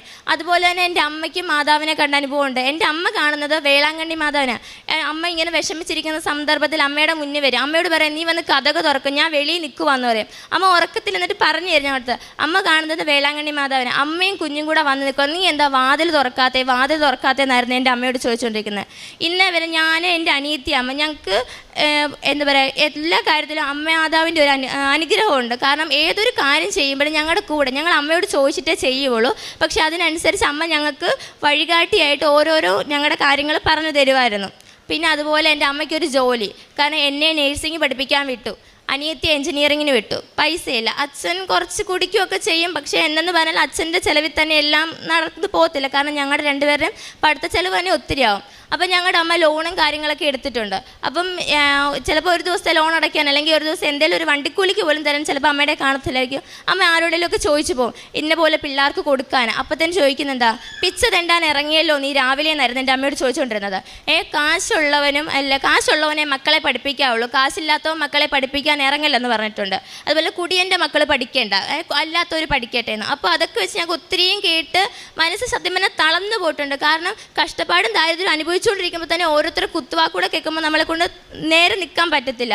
ആ അവസരത്തിലൊക്കെ എൻ്റെ അമ്മ മാതാവിനോട് പറയുന്ന ഒരേ ഒരാഗ്രഹം, സ്ഥിരമായിട്ടൊരു ജോലി എവിടെയെങ്കിലും ഒന്ന് തന്നിരുന്നെങ്കിൽ എൻ്റെ മക്കൾക്ക് വണ്ടിക്കൂലിക്ക് കൊടുക്കാൻ ഒരു ശകലം പൈസയ്ക്കുള്ള വഴിയെങ്കിലും ഒപ്പിച്ച് തരുമോ മാതാവേന്ന് ചോദിച്ചു. അപ്പോൾ എൻ്റെ അമ്മ എന്നോട് കിടന്ന് കരഞ്ഞു പറഞ്ഞു. അപ്പോൾ ഞാൻ എൻ്റെ 3ാമത്തെ നിയോഗം വെച്ചത് എൻ്റെ അമ്മയുടെ കാര്യമായിരുന്നു. ഞാൻ നിയോഗം വെച്ച് 2 ആഴ്ചത്തെ താമസം പോലും എടുത്തില്ല. ഞങ്ങളുടെ തൊട്ടടുത്ത മിൽമായിൽ ഞങ്ങളുടെ അമ്മയ്ക്ക് ജോലി കിട്ടി. ഇപ്പോൾ അവിടെ സ്ഥിരമായിട്ട് അമ്മ പോകുന്നുണ്ട്, രാവിലെയും വൈകിട്ടും പോകുന്നുണ്ട്. ഞങ്ങളുടെ കാര്യങ്ങൾ ഏറെക്കുറെയൊക്കെ നടന്ന് കിട്ടുന്നുണ്ട്. എല്ലാം മാതാവിൻ്റെ അനുഗ്രഹമാണ്. പിന്നെ എനിക്കിപ്പോഴും ഞാനിപ്പോൾ ഹിന്ദുമത വിശ്വാസിയാണെങ്കിൽ പോലും എനിക്ക് ഏറ്റവും കൂടുതൽ വിശ്വാസം, ഞാൻ ഏറ്റവും കൂടുതൽ വിളിക്കുന്നത് എൻ്റെ അമ്മ മാതാവിനെ തന്നെയാണ്. കാരണം എനിക്ക് ഓരോ വഴിയിലും എനിക്ക് എന്ത് പ്രയാസം ഉണ്ടെങ്കിലും എന്ത് തടസ്സം ഉണ്ടെങ്കിലും എൻ്റെ കൂടെ അമ്മ മാതാവ് നിൽക്കും. അതെങ്ങനെയാണെങ്കിലും എനിക്ക് എൻ്റെ കൂടെ തന്നെ കാണുമെന്നുള്ളൊറ്റ വിശ്വാസമുണ്ട്. അതിന്നും അങ്ങനെ തന്നെയാണ് നിൽക്കുന്നത്. എല്ലാത്തിനും മാതാവിനോട് ഞാൻ നന്ദി പറയുന്നു. പിന്നെ ഞാൻ പ്രേക്ഷിത പ്രവർത്തനം ചെയ്യുമായിരുന്നു, പത്രം കൊടുക്കുമായിരുന്നു. അതുപോലെ തന്നെ ഞാൻ ആശുപത്രികളിൽ പോയി രോഗി സന്ദർശനം ചെയ്യും. അപ്പം എന്നെക്കൊണ്ട് പറ്റുന്നത്, ഇപ്പം 10 പേർക്കൊരു 100 രൂപ എന്നുള്ള കണക്കിലാണെങ്കിൽ ഞാൻ കൊണ്ട് പത്രത്തിനൊപ്പം കൊടുക്കുമായിരുന്നു. പിന്നെ വീട്ടിൽ പൊതി വെക്കുമായിരുന്നു. അല്ലെങ്കിൽ പിന്നെ കടയിൽ നിന്നൊക്കെ ഇങ്ങനെ ഓർഡർ കൊടുത്തിട്ടാണെങ്കിലും 10 പേർക്ക് അല്ലെങ്കിൽ 5 പേർക്ക് എന്നെക്കൊണ്ട് കഴിയുന്നത് ഞാൻ തന്നെ ശേഖരിച്ച് ഞാനും എൻ്റെ അമ്മയും കൂടെ രോഗി സന്ദർശനത്തിന് പോകുമ്പോൾ അവർക്ക് കൊടുക്കുമായിരുന്നു. പിന്നെ ഞാൻ പ്രാർത്ഥിക്കുമ്പോൾ എല്ലാവരെയും പ്രാർത്ഥന ഉൾപ്പെടുത്തുമായിരുന്നു. എന്നൊക്കെ ചെയ്തു നടക്കും. യെശയ്യാ പ്രവാചകൻ്റെ പുസ്തകം 40 12-ാം തിരുവചനം, കൈക്കുമ്പിളിൽ ആഴികളെ അളക്കുകയും ആകാശവിശാലതയെ ചാണിലൊതുക്കുകയും ഭൂമിയിലെ പൊടിയെ അളവുപാത്രത്തിൽ ഉൾക്കൊള്ളിക്കുകയും പർവ്വതങ്ങളുടെ ഭാരം വെള്ളിക്കോലിൽ നിശ്ചയിക്കുകയും കുന്നുകളെ തുലാസിൽ തൂക്കുകയും ചെയ്തവനാര്? ജീവിതത്തിൽ വഴിമുട്ടി നിൽക്കുന്ന സാഹചര്യങ്ങളിൽ ഇതൊന്നും തടസ്സമല്ല എന്ന് നമ്മോട് പറയുന്ന ദൈവത്തെ കണ്ടുമുട്ടിയ ഐശ്വര്യയും കുടുംബവും തൻ്റെ ജീവിതം എങ്ങനെയുള്ളതാണ് ഇന്നെന്നുള്ളതാണ് ഈ മകൾ ഇവിടെ പങ്കുവയ്ക്കുക. പറഞ്ഞ ഓരോ കാര്യങ്ങളും തൻ്റെ ജീവിതത്തെ തന്നെ ഒത്തിരിയേറെ മാനസികമായിട്ട് വിഷമിപ്പിക്കുന്ന സാഹചര്യങ്ങളെയൊക്കെ ഇന്ന് തരണം ചെയ്ത് താൻ ചോദിക്കുന്ന കാര്യങ്ങളൊക്കെ കൂടെ നടന്ന് പറഞ്ഞു തരുന്ന ഒരു ഈശോയും അമ്മയും താൻ പോകേണ്ട വഴി മാത്രം തന്നെ പറഞ്ഞു വിടുന്നു. അതുകൊണ്ടാണ് 32:8 സങ്കീർത്തനത്തിൽ പറയുന്നുണ്ട്, ഞാൻ നിന്നെ ഉപദേശിക്കാം, നീ നടക്കേണ്ട വഴി കാണിച്ചു തരാം, ഞാൻ നിൻ്റെ മേൽ ദൃഷ്ടി ഉറപ്പിച്ച് നിന്നെ ഉപദേശിക്കാം. ഈ മകൾ വളരെ ബോധ്യത്തോടും അതുപോലെ ആത്മവിശ്വാസത്തോടും കൂടിയാണ് പറയുക, എൻ്റെ കൂടെയുണ്ട്, ഞാൻ ആദ്യം വിളിക്കുന്നത് എൻ്റെ അമ്മയെ മാതാവേ കാത്തുകൊള്ളണമേ എന്നാണ്. എനിക്കും എൻ്റെ അമ്മയ്ക്കും സ്വപ്നമുണ്ടാകുന്നു. ആ സ്വപ്നത്തിൽ എൻ്റെ അമ്മയോട് ഓരോ കാര്യങ്ങൾ പറയുന്നു. പേര് പറഞ്ഞ് ഇന്ന വ്യക്തി എന്ന ആ വ്യക്തിയുടെ പേര് കൂടി പറഞ്ഞ് ഈ മക്കളോട് ഈ മകളുടെ അമ്മയോട് സ്വപ്നത്തിൽ വന്ന് പറയുകയാണ്. ഇത് ഉടമ്പടിയുടെ മാത്രം പ്രത്യേകതയാണ്. ഒരു നൊവേന പ്രാർത്ഥനയ്ക്കും ഇത് ഇന്ന് വരെ ഉണ്ടായിട്ടില്ല. എന്നാൽ ഉടമ്പടി എടുക്കുമ്പോൾ ദൈവ സാന്നിധ്യം, അത് പറഞ്ഞ വാഗ്ദാനം ഇന്നും നടന്നുകൊണ്ടിരിക്കുന്നു. ഇന്നും പരിശുദ്ധ അമ്മ കൂടെ സാന്നിധ്യമായിട്ട് വരുന്നു, ഈശോ കടന്നു വരുന്നു. അങ്ങനെ 41 വർഷമായിട്ട് തങ്ങൾക്ക് ഉള്ള വസ്തുവിൻ്റെ മേലുള്ള കേസ്, അതുമൂലം അവിടെ ഒരു ഭവനം പണിയാൻ പറ്റുന്നില്ല. മഴ പെയ്യുമ്പോൾ ഷെഡിൽ നിന്ന് തങ്ങൾ എന്താണ് ചെയ്തത്? തങ്ങൾക്ക് അത്രയ്ക്ക് പേടിയോടെ ജീവിച്ചിരുന്ന കാലങ്ങൾ. എന്നാൽ അതിനൊക്കെ ഒരു വിരാമം വരികയാണ് ഉടമ്പടി എടുത്തതിന് ശേഷം. പെട്ടെന്ന് തന്നെയാണ് മാറ്റങ്ങൾ വരുന്നു. മുട്ടാത്ത വാതിലുകളില്ല, കയറി ഇറങ്ങാത്ത സർക്കാർ ഓഫീസുകളില്ല. പക്ഷേ ഒരു പേപ്പർ വർക്ക് മുമ്പോട്ട് പോയില്ല. എന്നാൽ കേസ് മാത്രം മുമ്പോട്ട് പോയി. പക്ഷേ അമ്മയുടെ അടുത്ത് വരുമ്പോൾ അമ്മയാണ് പിന്നെ കേസ് ഏറ്റെടുക്കുക. അമ്മയാണ് പിന്നെ വക്കീൽ, ജഡ്ജി, അതുപോലെ അഡ്വക്കേറ്റ് എല്ലാമായിട്ട് അമ്മ കൂടെ നടക്കുന്നു. അമ്മ പേപ്പർ വർക്കുകൾ അമ്മയാണ് പിന്നെ കൈകാര്യം ചെയ്യുക. അങ്ങനെ തങ്ങൾക്ക് ഇന്ന് സ്വന്തമായിട്ടൊരു ഭവനം അവിടെ പണിയാൻ സാധിച്ചു. 2 ആഴ്ചയ്ക്കുള്ളിൽ തങ്ങൾ അവിടെ താമസമാക്കും. ആ ഒരു സന്തോഷം പങ്കുവയ്ക്കാൻ അമ്മയുടെ അടുത്ത് വന്ന് അമ്മയെയും കൂടി വിളിച്ച് തങ്ങളുടെ വീടിൻ്റെ കർമ്മങ്ങളെല്ലാം ചെയ്യുവാനായിട്ടാണ് ഐശ്വര്യ ഇന്നിവിടെ വന്നിരിക്കുക. അങ്ങനെ ഈ മകളുടെ BSc പഠനം അതിനൊക്കെ എത്രമാത്രം ബുദ്ധിമുട്ടുകളായിരുന്നു. എന്നാൽ മാതാപിതാക്കൾ ഒത്തിരിയേറെ പൈസ മുടക്കി മക്കളോട് പഠിക്കാൻ പറഞ്ഞാൽ മക്കൾ പഠിക്കാത്ത സാഹചര്യത്തിൽ ഉണ്ട്. ആ സാഹചര്യത്തിലാണ് തനിക്ക് പോകാനായിട്ട് യാതൊരു മാർഗവുമില്ല.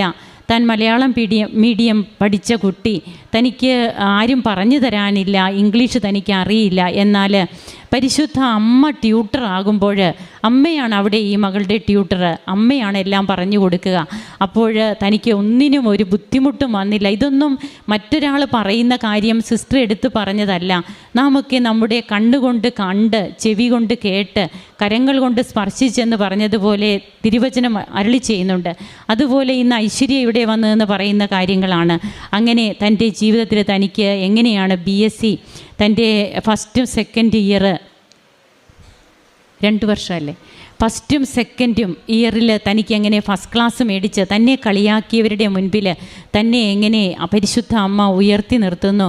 ഈശോ എങ്ങനെയാണ് തനിക്ക് കൂടെയുള്ള ഒരു കൂട്ടുകാരനെ പോലെ ആകുന്നത്. അങ്ങനെ ഇന്ന് അമ്മയും ഈശോയും തങ്ങളുടെ കുടുംബത്തിന് തന്ന കൃപകൾ, തനിക്ക് തന്ന കൃപകൾ, തൻ്റെ അമ്മയ്ക്ക് ലഭിച്ച ജോലി, ഒരു വരുമാന മാർഗം അമ്മയ്ക്ക് വേണ്ടി നിയോഗം വെച്ചു. അതും എത്രയും പെട്ടെന്ന് വന്ന് പറഞ്ഞതുപോലെ പരിശുദ്ധ അമ്മ നടത്തിക്കൊടുത്തു. അമ്മ വന്ന് തങ്ങളുടെ വീട്ടിൽ വന്ന് നിന്നിട്ട് വാതിൽ തുറക്കാനാണ് പറയുക. അതായത് ഞാൻ വാതിലിൽ മുട്ടുന്നു, ആരെങ്കിലും എൻ്റെ സ്വരം കേട്ട് വാതിൽ തുറന്നു തന്നാൽ ഞാൻ അവൻ്റെ ഉള്ളിൽ വരും, ഞാൻ അവനോടൊത്ത് ജീവിക്കും, എൻ്റെ പിതാവും ഞാനും അവനോടൊത്ത് ആയിരിക്കുമെന്ന് തിരുവചനത്തിൽ അരുളി ചെയ്യുന്നുണ്ട്. ഇതൊക്കെ തന്നെ ഇന്ന് ഉടമ്പടിയെടുത്ത മക്കളുടെ ജീവിതത്തിൽ നടക്കുകയാണ്. അങ്ങനെ തനിക്കും തൻ്റെ കുടുംബത്തിനും എല്ലാം നൽകുന്നത് ഈശോയും അമ്മയുമാണെന്ന് ലോകത്തോട് മൊത്തം പ്രഘോഷിക്കുന്ന, തങ്ങളുടെ തുച്ഛമായ വരുമാനത്തിൽ നിന്ന് എങ്ങനെ കാരുണ്യ പ്രവർത്തനങ്ങളെ, പ്രേക്ഷിത പ്രവർത്തനം ചെയ്യുന്നു. എല്ലാം ഉണ്ടായിട്ട് നമ്മൾ ഒരിക്കലും ഒന്നും ചെയ്യില്ല. എന്നാൽ വിധവയുടെ ചില്ലിക്കാശിനെ പ്രശംസിക്കുന്ന ഈശോ ഇന്ന് ഈ മകളുടെ അനുഭവ സാക്ഷ്യം പങ്കുവയ്ക്കുമ്പോൾ സ്വർഗം സന്തോഷിക്കുന്നുണ്ട്. നമുക്കും കരങ്ങളടിച്ച് ഈശോയ്ക്കും അമ്മയ്ക്കും നന്ദി പറയാം. യേശുവേ നന്ദി, യേശുവേ സ്തുതി, യേശുവേ കുമാരനും 1000 നന്ദി. ഞാൻ ഉടമ്പടി എടുത്തത് 2022 ആദ്യം ഞാൻ ഉടമ്പടി കൂടിയത് എൻ്റെ മൊബൈലിൽ തന്നെ 3 മാസത്തേക്ക് ഉടമ്പടി എടുത്താണ് ഞാൻ കൂടിയത്. 3 മാസം കഴിഞ്ഞപ്പോൾ ഇവിടെ വന്ന് ഉടമ്പടി എടുത്ത് കൂടി. 3 മാസം കഴിഞ്ഞപ്പോൾ എനിക്ക് കുറേ കടങ്ങളുണ്ടായിരുന്നു. അത് എൻ്റെ സ്ഥലം വിറ്റ് ദശാംശം മാതാവിന് കൊടുക്കാമെന്ന നേർന്നാണ് ഞാൻ ഉടമ്പടി എടുത്ത് പ്രാർത്ഥിച്ചത്. അപ്പോൾ എനിക്ക് ആ സ്ഥലം 5 സെൻറ്റ് വിറ്റ് കടം ഇനിയൊരു 50,000 രൂപയുള്ളൂ, ബാക്കിയുള്ളത് കടം വീട്ടി ഞാൻ ദശാംശം ഇവിടെ കൊണ്ടുവന്ന് പേരെഴുതിച്ച് കൊടുത്തു. ഇത് കഴിഞ്ഞിട്ട് പിന്നെ എനിക്ക് എൻ്റെ കാലിൽ അലർജി ആയിരുന്നു. വിണ്ട് ഇങ്ങനെ കീറിക്കൊണ്ടിരിക്കണ പോലെ ഒരു അലർജി. എൻ്റെ വീട്ടിലുള്ളവർ പറഞ്ഞു അമ്മയ്ക്ക് ഇത് അലർജി അല്ല, വല്ല ക്യാൻസർ അങ്ങ് ആയിരിക്കും എന്ന് പറഞ്ഞു. ഡോക്ടർ പറഞ്ഞു അലർജിയാണ് എന്ന് പറഞ്ഞു. ഞാൻ എന്നിട്ട് ഇവിടെ കൊന്ത റാലിക്ക് പങ്കുചേരാൻ മാതാവിനോട് അപേക്ഷിച്ചു. മാതാവേ, ഞാൻ എൻ്റെ കാലിങ്ങനെ ആണെങ്കിൽ തന്നെ ഞാൻ റാലിക്ക് വന്ന് ഞാൻ ചവിട്ടി നടക്കും എന്ന് പറഞ്ഞ് ഞാൻ റാലിക്ക് വന്നു. ദൈവമേ, തീപ്പൊരി പോലെയുള്ള മണലിൽ ചവിട്ടി, മണൽ പഴുത്ത് കിടക്കുമായിരുന്നു. ആ മണലിൽ ചോര ഒലിപ്പിച്ച് ഞാൻ ചവിട്ടിയപ്പോൾ എല്ലാം മാതാവിനോട് പ്രാർത്ഥിച്ചു. അടുത്ത വർഷം ഞാൻ ഇവിടെ നല്ല കാലുകൊണ്ട് വരാൻ മാതാവ് എന്നെ അനുഗ്രഹിക്കണം മാതാവേ എന്ന് പ്രാർത്ഥിച്ചു. ഞാനിവിടെ വന്നിട്ട് പിറ്റേ കൊല്ലം, അതിക്ക് മുമ്പ് തന്നെ 1 മാസം കഴിഞ്ഞപ്പോൾ അച്ഛൻ യൂട്യൂബിൽ പ്രാർത്ഥന ആരാധന ഉണ്ടായി. ഞാൻ അതിൽ കൂടി. അപ്പോൾ അച്ഛൻ പറഞ്ഞു, എൻ്റെ എന്നല്ല പറഞ്ഞത്, അലർജിയുള്ളൊരു മകളുടെ അലർജി മാറുന്നുണ്ട് എന്ന് പറഞ്ഞു. അപ്പോൾ എൻ്റെ തന്നെയാണ് മാതാവ്. ഞാൻ ആ ചോര ഒലിപ്പിച്ച് അവിടെ വന്നത് മാതാവിന് നല്ല ഓർമ്മയുണ്ടാവും. എൻ്റെ കാല് തന്നെയാണ് മാറിയതെന്ന് ഞാൻ വിശ്വസിച്ചു പ്രാർത്ഥിച്ചു. 3-ാം ദിവസം എൻ്റെ കാല് വരണ്ടിരുന്നതെല്ലാം ഉണങ്ങി.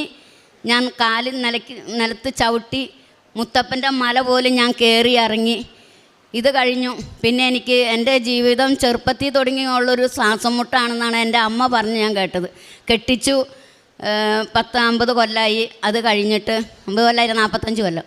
ആ ശ്വാസം മുട്ട് ഇങ്ങനെ മരുന്ന് കഴിച്ചുകൊണ്ടിരിക്കും, കുറേ കഴിയുമ്പോൾ മാറും, കുറച്ച് കഴിയുമ്പോൾ വീണ്ടും വരും, അങ്ങനെയായിരുന്നു. അത് കഴിഞ്ഞ് ഞാൻ ഇവിടുത്തെ നേർച്ച തൈലം ഉപ്പ് വെള്ളത്തിലിട്ട് കുടിക്കും, തൈലം തൊണ്ടയിൽ പുരട്ടും. ശ്വാസം മുട്ട് വരുമ്പോൾ മാസത്തിൽ 2 തവണ ശക്തമായ തണുപ്പ് കൂടുമ്പോൾ വാവ് വരുമ്പോഴാണ് ഇങ്ങനെ വന്നേന്നാണ് കാരണന്മാർ പറയണത്, എനിക്കറിയത്തില്ല. അപ്പം അങ്ങനെ ആ ശ്വാസം മുട്ടും എൻ്റെ മാറി അച്ഛൻ്റെ പ്രാർത്ഥനയും ആരാധനയിലും കൂടി വീട്ടിലിരുന്ന് കൂടുമ്പോഴാണ് ഇതെല്ലാം എനിക്ക് സൗഖ്യം തന്നത്. പിന്നെ എനിക്ക് പറയാനുള്ളത്, എൻ്റെ വീട് ഒരു ചെറിയ വീടാണ്, 2 മുറിയും ഒരു ഹോളും അടുക്കളയും അറിയുള്ളൂ. ഞങ്ങൾ 6 പേരുണ്ട് ഞങ്ങളുടെ വീട്ടിൽ. എല്ലാവർക്കും കിടക്കാൻ സ്ഥലവും ഇല്ല. അപ്പം മുകളിൽ താഴെ സ്ഥലം കുറവായതുകൊണ്ട് മുകളിൽ റൂം എടുക്കണമെന്നുള്ള ഇതുണ്ടായിരുന്നു. സ്ഥാനം കണ്ടപ്പോൾ സ്ഥാനക്കാരൻ എഴുതി വെച്ചിരുന്നത്. ഞങ്ങൾ പല ലോണുകളിലും അപേക്ഷിച്ച് ഞങ്ങൾക്ക് കിട്ടിയില്ല. ഇവിടെ വന്ന് ഉടമ്പടി എടുത്തു, മാതാവേ ഞങ്ങൾക്ക് എല്ലാവർക്കും കിടക്കാൻ റൂം തന്നെയെന്ന് പ്രാർത്ഥിച്ചു. മേളിൽ ഞാൻ 6 മാസം മുമ്പ് താഴെ ഉള്ളോണം തന്നെ മുകളിൽ പണിത് എല്ലാ പണിയും തീർത്ത്, താഴെ ഒരു കക്കൂസുള്ളൂ. 6 പേരെ എങ്ങനെ കക്കൂസിൽ പോകും? മുകളിൽ 2 കക്കൂസ്, താഴെ 2 കക്കൂസ്, എല്ലാ സൗകര്യങ്ങളും മാതാവ് തന്നു. പിന്നെ എനിക്ക് എന്ത് കാര്യം പറഞ്ഞാലും അപ്പോൾ തന്നെ കിട്ടിയില്ലെങ്കിലും അച്ഛൻ്റെ ടോക്ക് കേൾക്കുമ്പോൾ ഭയങ്കര ആവേശവും സന്തോഷമാണ് അച്ഛൻ പറയുന്നതെല്ലാം കേൾക്കാൻ. 2 പ്രാവശ്യം ഞാൻ അച്ഛൻ്റെ ടോക്ക് കേൾക്കും ഒരു ദിവസത്തിൽ. ഒരു ടോക്ക് തന്നെ 2 പ്രാവശ്യം കേൾക്കും. അത് അടുക്കളയിൽ ഓണാക്കി വെച്ച് ആദ്യത്തെ കേൾക്കും, പലഹാരങ്ങൾ ഉണ്ടാക്കലും അരി വയ്ക്കലും ഒക്കെ. 3 മക്കളെ ഏൽപ്പിച്ചുകൊണ്ട് എൻ്റെ മോള് പുറത്തേക്ക് പോയി കാണും, മരുമോൾ. അവരുടെ കാര്യങ്ങൾ ശുശ്രൂഷിക്കണം. മാതാവിനോട് പ്രാർത്ഥിച്ചു. എനിക്ക് താമസിച്ച് ചെയ്യുന്ന ഒരു ജോലിയായിരുന്നു എൻ്റെ. അപ്പോൾ അവൾ പോയ പിന്നെ എനിക്ക് ആ ജോലിക്ക് പോകാൻ പറ്റില്ല, കുട്ടികളെ നോക്കണം. അപ്പോൾ അതുകൊണ്ട് എനിക്ക് ഒരു വീട്ടിൽ 3 മണി വരെ പണിതാൽ മതി, 8 മണിക്ക് ചെന്നാൽ മതി. ആ ജോലിയുടെ ഇതുമായുള്ള ശമ്പളം എനിക്ക് നൽകണ്ട്. മാതാവിനോട് 2 മാസം മുട്ടിപ്പായിട്ട് പ്രാർത്ഥിച്ച് മാതാവ് തന്നൊരു ജോലിയാണ്. 1 കൊല്ലമായി ഞാനിപ്പോഴും ആ ജോലിക്ക് പോയിക്കൊണ്ടിരിക്കുന്നു. പിന്നെ എനിക്ക് കിട്ടിയ ഒരനുഭവം, ഞാൻ എൻ്റെ മക്കൾ വീട്ടിലില്ലായിരുന്നപ്പോൾ അടുക്കള മുഴുവൻ വൃത്തിയാക്കി ഗ്യാസ് അങ്ങോട്ടും ഇങ്ങോട്ടും ഒക്കെ നീക്കിയപ്പോൾ ആ ഗ്യാസ് കത്തിക്കണ ആ ഗ്യാസ് വന്ന കൊള്ളി നീങ്ങിപ്പോയത് കണ്ടില്ല. അത് കഴിഞ്ഞ് ഓണാക്കി ചായ തിളപ്പിക്കാൻ എടുത്തപ്പോണ്ട് പെരയും വീട് മുഴുവൻ തീയാണ്. തീയിൽ പൊങ്ങി നിൽക്കുക തീ. മാതാവേ, എൻ്റെ ഭവനം പോവുള്ളൂല്ലോ, എൻ്റെ മക്കൾ വരുമ്പോഴേക്ക് ഒരു കൊച്ചു മൂത്തത് വീട്ടിൽ കിടന്ന് ഉറങ്ങണ്ടായി, അതും പോയേനെ. അപ്പം മാതാവിനോട് പ്രാർത്ഥിച്ചപ്പോൾ മാതാവ് പറഞ്ഞു, നീ ഓടി ചെന്ന് അടിയിൽ ഓഫാക്കാമെന്ന് പറഞ്ഞു. തീയുടെ ആളിച്ച കൊണ്ട് എനിക്ക് പേടി. പിന്നെ ഞാൻ പോയി, മാതാവ് കാണിച്ചു തന്ന് ഞാൻ അടിയിൽ ഓഫാക്കിയപ്പോൾ തീ തന്നെ നിന്നു. അവിടെ മാതാവ് എന്നെ രക്ഷിച്ചു. പിന്നെ മക്കളില്ലാത്ത ഒരു മോൾക്ക് വേണ്ടി ഞാൻ പ്രാർത്ഥിച്ചു, അവൾക്കൊരു കുഞ്ഞുണ്ടായി. പിന്നെ ഒരാൾക്ക് രോഗശാന്തി നൽകി.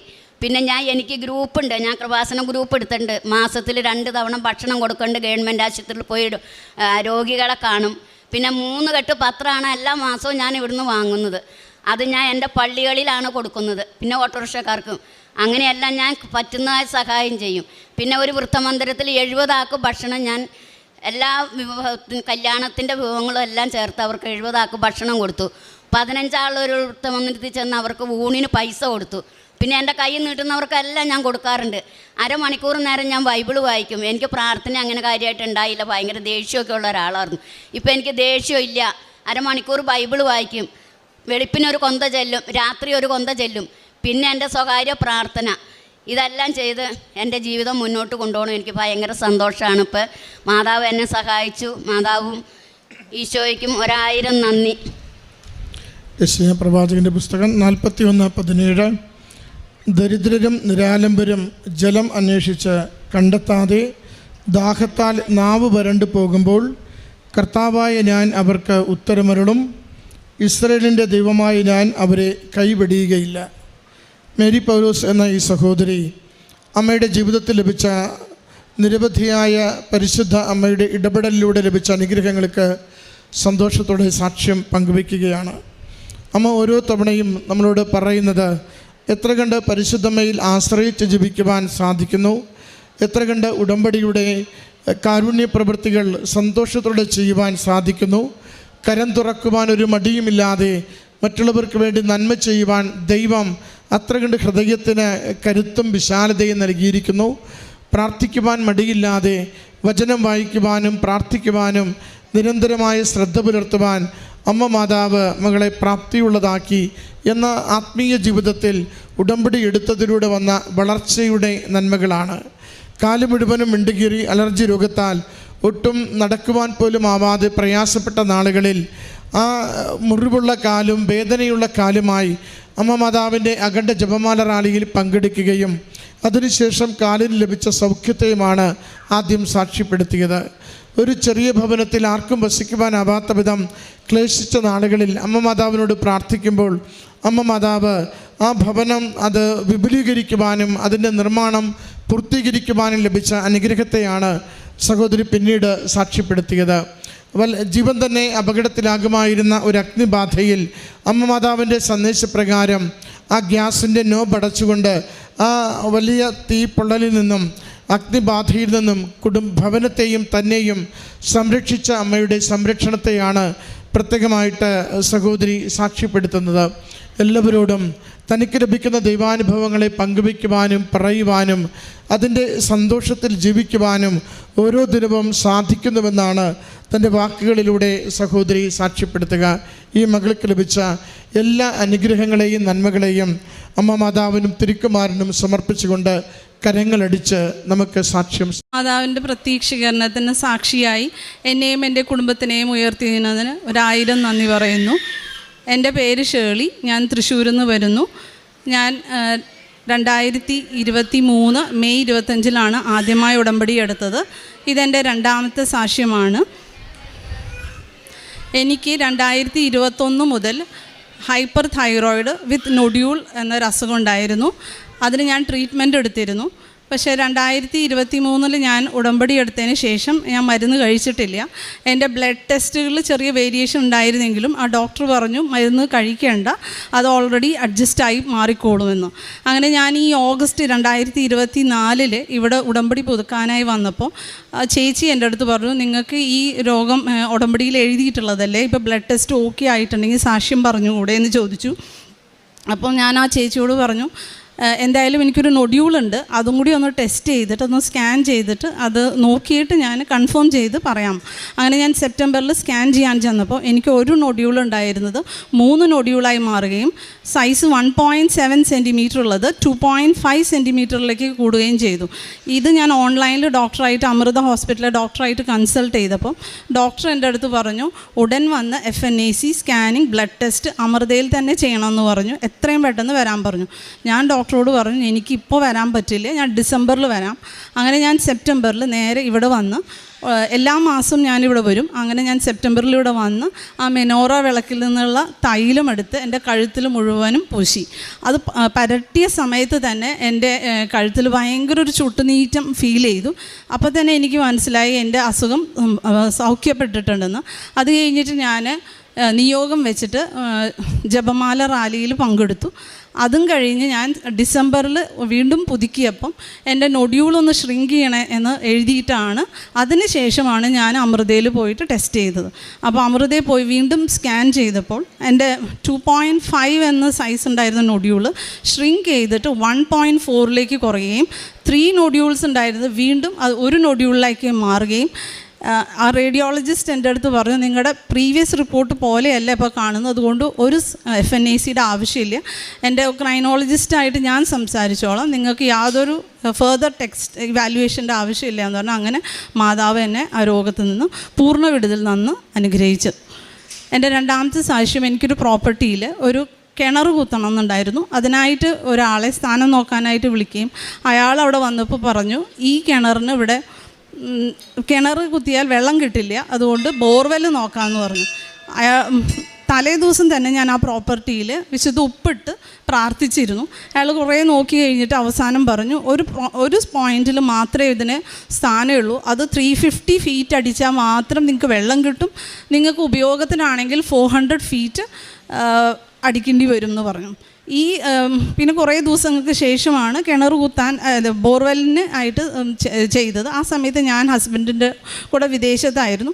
ഈ ബോർവെല്ല് അവർ ഡിഗ് ചെയ്യാൻ തുടങ്ങിയപ്പോൾ തൊട്ട് ഞാൻ പ്രത്യക്ഷീകരണ പ്രാർത്ഥന അവിടെ ഇരുന്ന് ചെല്ലാൻ തുടങ്ങി. അങ്ങനെ കുറച്ച് കഴിഞ്ഞപ്പോഴത്തേക്കും മെസ്സേജ് വന്നു, 180 ഫീറ്റിൽ തന്നെ വെള്ളം കണ്ടെന്നും 230 മീതെ അവർക്ക് അടിക്കാൻ പറ്റുന്നില്ല, വെള്ളം ഓവർഫ്ലോ ആണെന്നും പറഞ്ഞിട്ട്. അങ്ങനെ കുറേ മാസങ്ങൾക്ക് ശേഷം ഞങ്ങൾ ആ വെള്ളം ടെസ്റ്റ് ചെയ്തു. 2 ലാബിൽ കൊണ്ടുപോയിട്ട് ടെസ്റ്റ് ചെയ്തപ്പോഴും 2 ലാബുകാരും പറഞ്ഞത് ഈ വെള്ളം കിണർ വെള്ളത്തിന് ഈക്വലൻ്റ് ആണ്. അവരുടെ ജീവിതാനുഭവത്തിൽ ഇത് 10,000-ഓളം ടെസ്റ്റ് ചെയ്തിട്ട് ബോർവെൽ ടെസ്റ്റ് ചെയ്തിട്ട് ഈ 6ാമത്തെ ബോർവെല്ലാണ് കിണർ വെള്ളം പോലെ കിട്ടിയിരിക്കുന്നത്. അതും മാതാവ് ഞങ്ങൾ അനുഗ്രഹിച്ചു. ഒരുപാട് അനുഗ്രഹങ്ങൾ ചെറുതും വലുതുമായിട്ട് അമ്മ മാതാവ് എനിക്കും എൻ്റെ കുടുംബത്തിന് ചെയ്തു തന്നിട്ടുണ്ട്. പിന്നെ എൻ്റെ ഉടമ്പടി ജീവിതത്തിൽ നിന്ന് ഞാൻ പഠിച്ചത് ചിട്ടയായൊരു ജീവിതമാണ്. മറ്റുള്ളവരെ ആവശ്യം കണ്ടറിഞ്ഞ് സഹായിക്കാനും അതേപോലെ അവർക്ക് വേണ്ടി പ്രാർത്ഥിക്കുവാനുള്ള കൃപ അമ്മ മാതാവ് എനിക്ക് തന്നു. ഞാൻ എല്ലാ ദിവസവും കുർബാനയ്ക്ക് പോവും. 2 ആഴ്ച കൂടുമ്പോൾ കൺഫെഷൻ, അതേപോലെ എല്ലാ ദിവസവും അരമണിക്കൂർ ബൈബിൾ വായിക്കും. എത്ര സമയമില്ലെങ്കിലും അത് വായിച്ചിട്ട് ഞാൻ കിടക്കുള്ളൂ. അതേപോലെ എല്ലാ കാര്യങ്ങളും വളരെ ചിട്ടയോടുകൂടി ഞാൻ ചെയ്യാറുണ്ട്. പിന്നെ പ്രേക്ഷിത പ്രവർത്തനം എല്ലാ മാസം ഞാൻ ഇവിടെ വരും. 2 കെട്ട് പത്രം വാങ്ങിക്കും. അത് പ്രാർത്ഥിച്ച് തൈലം പൂശിയിട്ട് ഞാൻ കൊടുക്കും. കാരുണ്യ പ്രവൃത്തികളായിട്ട് ഞാൻ എല്ലാ മാസവും ദശാംശം കൊടുക്കുന്നുണ്ട്. എല്ലാ സൺഡേയ്സും ഞാൻ തെരുവുകളിലുള്ളവർക്ക് ഭക്ഷണം കൊണ്ടു കൊടുക്കും. പിന്നെ ഒരു വളണ്ടിയറായിട്ടൊരു NGOയിൽ കുട്ടികളെ കെയർ ചെയ്യുന്നൊരു ഓർഗനൈസേഷനിൽ വർക്ക് ചെയ്യുന്നുണ്ട്. പിന്നെ ഞാൻ കഴിഞ്ഞ സാക്ഷ്യത്തിൽ പറയാൻ വിട്ടുപോയൊരു കാര്യമുണ്ട്. ഞാൻ ആദ്യമായിട്ട് ഉടമ്പടി എടുത്ത് ആ 90-ാം ദിവസം ഞാൻ കിടന്നുറങ്ങിയപ്പോൾ പെട്ടെന്ന് ഞാൻ ഉറക്കത്തിൽ ഉണർന്നു. ഞാൻ ഒറ്റയ്ക്കാണ് കിടക്കുന്നത്. അതിൻ്റെ റൈറ്റ് സൈഡിൽ എനിക്ക് ഫീൽ ചെയ്തു. ഞാൻ ഉണർന്നു നോക്കുമ്പോൾ എൻ്റെ റൈറ്റ് സൈഡിൽ അമ്മ മാതാവ് കിടക്കുന്നു. ഭയങ്കര ഹൈറ്റുള്ള ഹ്യൂജ് ബോഡിയായിട്ട്. അപ്പോൾ ഞാൻ പറഞ്ഞു, ഒന്ന് നീങ്ങിക്കിടക്കുമോ എന്ന് ചോദിച്ചിട്ട് ഞാനൊന്ന് ഉണർന്നു. ഞാൻ നോക്കി, എനിക്ക് ഫേസ് കണ്ടില്ല, പക്ഷെ ഫുൾ ബോഡി. അപ്പോൾ ഇത് കഴിഞ്ഞിട്ട് ഞാൻ പിന്നെ ഉറക്കത്തിൽ വീണ്ടും തിരിഞ്ഞ് ലെഫ്റ്റിലേക്ക് തിരിഞ്ഞു. അപ്പോഴും ആ ലെഫ്റ്റ് സൈഡിൽ. അപ്പോൾ ഞാൻ പറഞ്ഞു, ഇതെനിക്ക് റൈറ്റിലും ലെഫ്റ്റിലും അങ്ങനെ ഒരു അനുഭവം ഉണ്ടായിട്ടുണ്ട്. പിന്നെ ഒരുപാട് സമയങ്ങളിലെല്ലാം അമ്മ മാതാവിൻ്റെ മുല്ലപ്പൂവിൻ്റെ അഭിഷേകം ലഭിക്കാറുണ്ട്. ഇനിയുള്ള തുടർന്നുള്ള ജീവിതവും അമ്മ മാതാവിനോടും പുത്രനോടും കൂടി ആയിരിക്കാനുള്ള കൃപ എനിക്ക് നൽകി അനുഗ്രഹിക്കണമെന്ന് ഞാൻ അമ്മയോട് പ്രാർത്ഥിക്കും. പുറപ്പാട് 15:2 കർത്താവിൻ്റെ ശക്തിയും സംരക്ഷകനുമാകുന്നു. അവിടുന്ന് എനിക്ക് രക്ഷയായി ഭവിച്ചിരിക്കുന്നു. അവിടുന്നാണ് എൻ്റെ ദൈവം, ഞാൻ അവിടുത്തെ സ്തുതിക്കും. അവിടുന്നാണ് എൻ്റെ പിതാവിൻ്റെ ദൈവം, ഞാൻ അവിടുത്തെ കീർത്തിക്കും. ഷെർലി ഫ്രാൻസിസ് എന്ന ഈ സഹോദരി പ്രത്യേകമാംവിധം 2 ജീവിതാനുഭവങ്ങളെ അമ്മ മാതാവിൻ്റെ തിരുനടയിൽ സന്തോഷത്തോടെ സമർപ്പിക്കുകയാണ്. ആദ്യത്തേത് തൈറോയിഡുമായി ബന്ധപ്പെട്ട് വന്ന ഒരു രോഗാവസ്ഥയിൽ പൂർണ്ണമായ സൗഖ്യം ലഭിച്ചതിനെയാണ് മകൾ സാക്ഷ്യപ്പെടുത്തിയത്. രണ്ടാമത്തത് ശുദ്ധജലത്തിന് വേണ്ടി കിണർ കുഴിക്കുവാൻ പരിശ്രമിച്ചപ്പോൾ 400 അടി വരെയെങ്കിലും കുഴിക്കണമെന്ന നിർദ്ദേശം ലഭിച്ച് ആ ഉദ്യമത്തിൽ നിന്ന് പിന്മാറുകയും ബോർവെൽ താഴ്ത്തി 180ഓളം അടി എത്തുമ്പോൾ കിണറിലതുപോലെ തന്നെ ഏറ്റവും ശുദ്ധജലം കുടുംബത്തിന് ലഭിച്ചതിനെയാണ് സാക്ഷ്യപ്പെടുത്തുന്നത്. സഹോദരിയുടെ സാക്ഷ്യത്തിൽ നമ്മൾ സവിശേഷമായി കേൾക്കുന്നുണ്ട്, ഉടമ്പടി ജീവിതം ചിട്ടയായ ഒരു ജീവിതത്തിലേക്ക് നമ്മളെ നയിക്കുന്നു. എങ്ങനെ ജീവിക്കണം, ജീവിതത്തിൽ നിന്ന് ഉപേക്ഷിക്കണം, മാറ്റി നിർത്തണം, അതിനെക്കുറിച്ച് അമ്മ മാതാവ് നമുക്ക് കൃത്യമായി ഡയറക്ഷൻസ് തരുന്നുണ്ട്. അത് ഭാരപ്പെടുത്തുന്ന നിർദ്ദേശങ്ങളല്ല, മറിച്ച് ഹൃദയത്തെ സാന്ത്വനപ്പെടുത്തുകയും ജീവിതത്തിന് അല്പം കൂടി തെളിമ നൽകുകയും മറ്റുള്ളവർക്ക് നന്മ ചെയ്യുവാൻ നമ്മളെ തന്നെ പ്രാപ്തരാക്കുകയും ചെയ്യുന്ന പുണ്യങ്ങളായിട്ടാണ് ഉടമ്പടിയിലെ ഓരോ കാര്യവും നമ്മുടെ ജീവിതത്തിൽ മാറിക്കൊണ്ടിരിക്കുക. നമ്മൾ എത്രത്തോളം ഉടമ്പടിയിലുള്ള ജീവിതത്തെ അത് ദൈവസ്നേഹത്തിൻ്റെ ജീവിതമായി കാണുന്നുവോ, ദൈവസ്നേഹത്തെ പ്രതി മറ്റുള്ളവർക്ക് നന്മ ചെയ്യുവാനുള്ള അവസരമായി കാണുന്നുവോ, അതനുസരിച്ച് ഉടമ്പടിയുടെ ആകാശം വിശാലമായിക്കൊണ്ടിരിക്കും. ഉടമ്പടിയിലൂടെ നന്മ സ്വീകരിക്കുന്നവരുടെ എണ്ണം വർദ്ധിച്ചുകൊണ്ടിരിക്കും. നമ്മുടെ നിയോഗങ്ങൾക്കപ്പുറം നമ്മൾ മറ്റുള്ളവരുടെ ജീവിതത്തിൻ്റെ നന്മകൾക്ക് വേണ്ടി നിരന്തരം ശ്രദ്ധിക്കുന്നവരും പ്രാർത്ഥിക്കുന്നവരുമായി മാറിക്കൊണ്ടിരിക്കും. സാവധാനം അത് നമ്മുടെ തന്നെ ജീവിതത്തിന് അനുഗ്രഹവും മറ്റുള്ളവരുടെ ജീവിതത്തിന് സുരക്ഷിതത്വവുമായി മാറുന്നതിന് ഉടമ്പടിയിലൂടെ അമ്മ മാതാവ് നമ്മുടെ കൈപിടിച്ച് നടത്തിക്കൊണ്ടിരിക്കും. ഇതിൻ്റെ സാക്ഷ്യമാണ് ഈ സഹോദരി പങ്കുവയ്ക്കുന്നത്. അസാധ്യമെന്ന് കരുതുന്നത് വേഗം സാധിച്ചു നൽകുന്ന പരിശുദ്ധമ്മയുടെ സവിശേഷമായ സംരക്ഷണത്തിന് നന്ദി പറഞ്ഞുകൊണ്ട് ഈ കുടുംബത്തിൽ ലഭിച്ച എല്ലാ നന്മകൾക്കും അനുഗ്രഹങ്ങൾക്കും കരങ്ങളടിച്ച് അമ്മ മാതാവിനും തിരുക്കുമാരനും നന്ദി സമർപ്പിക്കുന്നു. ഈശോ മിശിഹായ്ക്ക് സ്തുതിയായിരിക്കട്ടെ. ഞാൻ കൊല്ലം ജില്ലയിലെ കൊട്ടാരക്കര എന്ന സ്ഥലത്ത് നിന്നും വരുന്നു. എൻ്റെ പേര് രമ്യദാസ്. ഞാൻ കഴിഞ്ഞ നവംബർ 16 ഇവിടെ വന്ന് എൻ്റെ ഭർത്താവിന് കിട്ടിയ രോഗസൗഖ്യത്തെക്കുറിച്ച് ഇവിടെ സാക്ഷ്യം പറഞ്ഞിരുന്നതാണ്. അന്ന് എനിക്ക് എൻ്റെ അമ്മയുടെയും ബ്രദറിൻ്റെയും കുഞ്ഞു മോൻ്റെയും സാക്ഷ്യം രേഖപ്പെടുത്താൻ പറ്റിയിട്ടില്ലായിരുന്നു. അന്ന് അവരെൻ്റെ കൂടെ ഇല്ലാത്തതിനാൽ പറയേണ്ട എന്ന് പറഞ്ഞു. ഇന്ന് അവർക്ക് വേണ്ടിയുള്ള സാക്ഷ്യവുമായാണ് ഞാനിവിടെ നിൽക്കുന്നത്. എൻ്റെ അമ്മയുടെ സാക്ഷ്യം, ഒന്നാമത്തെ സാക്ഷ്യം, ചിക്കൻ ഗുനിയ എന്ന സമയത്ത് എൻ്റെ അമ്മയുടെ കാലിന് ഇഞ്ചക്ഷൻ മാറ്റി വെച്ചതിനെ തുടർന്ന് വലിയ ഒരു ഇഷ്യൂസ് ഉണ്ടായി. അങ്ങനെ അമ്മയുടെ കാല് ഈ ഒരു ഭാഗത്തു നിന്നും താഴെ വരെ പൊള്ളലേറ്റതുപോലെയായി. ഇപ്പുറത്തെ കാലിൻ്റെ തുടയിൽ നിന്ന് തൊലി മാറ്റി വെച്ച് ശസ്ത്രക്രിയ നടത്തുകയുണ്ടായി. അന്ന് ഡോക്ടർ പറഞ്ഞിരുന്നത് ഇനി ഒരിക്കലും ഇങ്ങനെ വലിയ ആൾക്കൂട്ടത്തിൻ്റെ ഇടയിലോ മുള്ളിലോ ഒന്നും ചെല്ലരുത്, കാരണം ആ തൊലി പൊട്ടിക്കഴിഞ്ഞാൽ പിന്നെ നമുക്കൊന്നും ചെയ്യാൻ പാടില്ല എന്ന് പറഞ്ഞു. അങ്ങനെ ഇരിക്കുമ്പോൾ 2022 സമയത്തിൽ അമ്മയുടെ കാലിൽ നമ്മുടെ 50 പൈസ തുട്ടിൻ്റെ വലിപ്പത്തിൽ ആ തൊലി പൊട്ടുകയുണ്ടായി. ഞങ്ങൾ പല ഹോസ്പിറ്റലിലും കയറി ഇറങ്ങിയെങ്കിലും ഡോക്ടർ പറഞ്ഞു വീണ്ടും ഈ കാലിൽ നിന്ന് തൊലി മാറ്റി വെച്ചാൽ മാത്രമേ അതിന് പരിഹാരം ഉണ്ടാകൂ എന്ന് പറഞ്ഞു. അങ്ങനെ ഞങ്ങൾ ഹോസ്പിറ്റലിലെത്തി. അന്ന് ഒരു 50,000 രൂപയിൽ കൂടുതൽ ഞങ്ങൾക്കതിന് ചിലവായി. അന്ന് ഡോക്ടർ പറഞ്ഞ് ഇനി അമ്മയുടെ കാലിൽ തൊലി എടുക്കാൻ സ്ഥലമില്ല, ഈ ഒരു തുടയിൽ നിന്നായിരുന്നു നമ്മൾ ഡോക്ടർ ആ തൊലി എടുത്തിരുന്നത്, ഇനി ഇങ്ങനെ വന്നു കഴിഞ്ഞാൽ ഇങ്ങോട്ട് വരേണ്ടതില്ല എന്ന് പറഞ്ഞു. ഇപ്പോൾ ഈ കഴിഞ്ഞ ഒരു 2 മാസത്തിന് മുമ്പായി അമ്മയുടെ കാലിൽ വീണ്ടും 2 ഭാഗത്തായി ഈ തൊലി പൊട്ടുകയുണ്ടായി.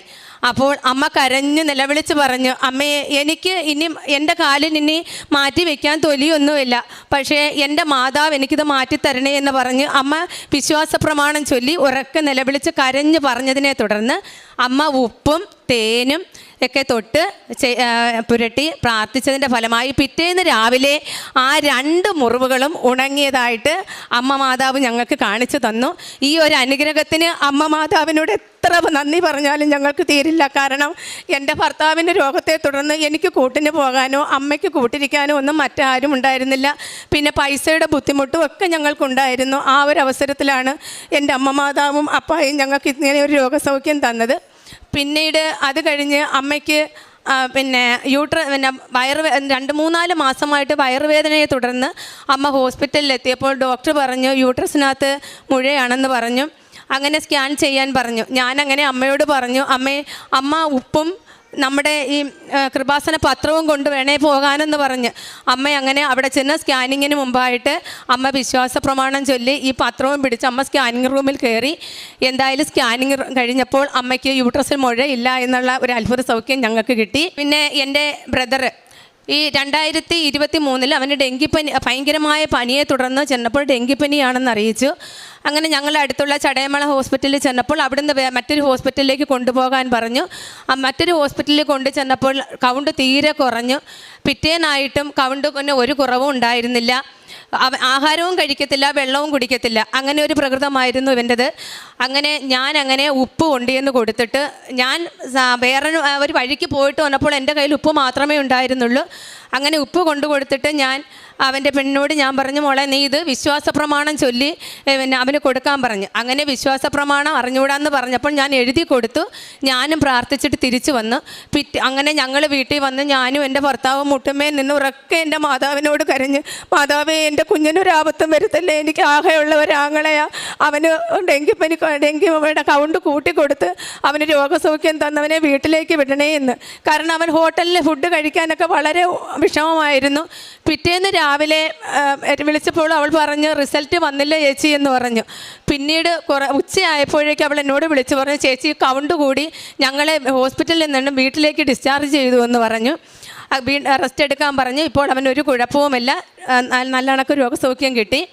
പിന്നെ കുഞ്ഞുമോൻ, അവന് ഈ പെട്ടെന്നുണ്ടായ മെഡിസിൻ്റെ അലർജി കാരണം വായിൽ മൊത്തം അങ്ങ് പുണ്ണായി, അങ്ങ് പൊട്ടി അടർന്നു. കാരണം എരിയോ ഒന്നും അതിന് വായിൽ വയ്ക്കാൻ പറ്റാത്ത ഒരു സ്ഥിതിയിലേക്കായി.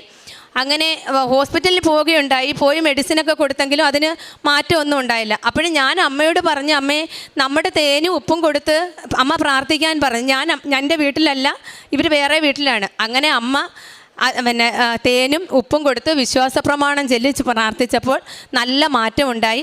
അത് കഴിഞ്ഞിട്ട് ഈ ഒരു മാസത്തിനകം വെച്ച് വീണ്ടും കുഞ്ഞിന് ഇതേപോലെ വന്നു. ഞങ്ങൾ ഹോസ്പിറ്റലിൽ പോയില്ല. അമ്മ വിശ്വാസ പ്രമാണം ചൊല്ലി തേൻ പുരട്ടി കൊടുത്ത് ഉപ്പും കൊടുത്ത് മൊത്തത്തിൽ പൊട്ടി അടന്നിരുന്ന വായാണ്. കാരണം എരിയൊന്നും ചെല്ലാൻ പറ്റത്തില്ല. അത് ഉച്ചയായപ്പോഴത്തേക്കും അത് നല്ലപോലെ ഉണങ്ങി അവൻ നല്ലപോലെ എരിയൊക്കെ കൂട്ടി നല്ലപോലെ ഫുഡ് കഴിച്ചു.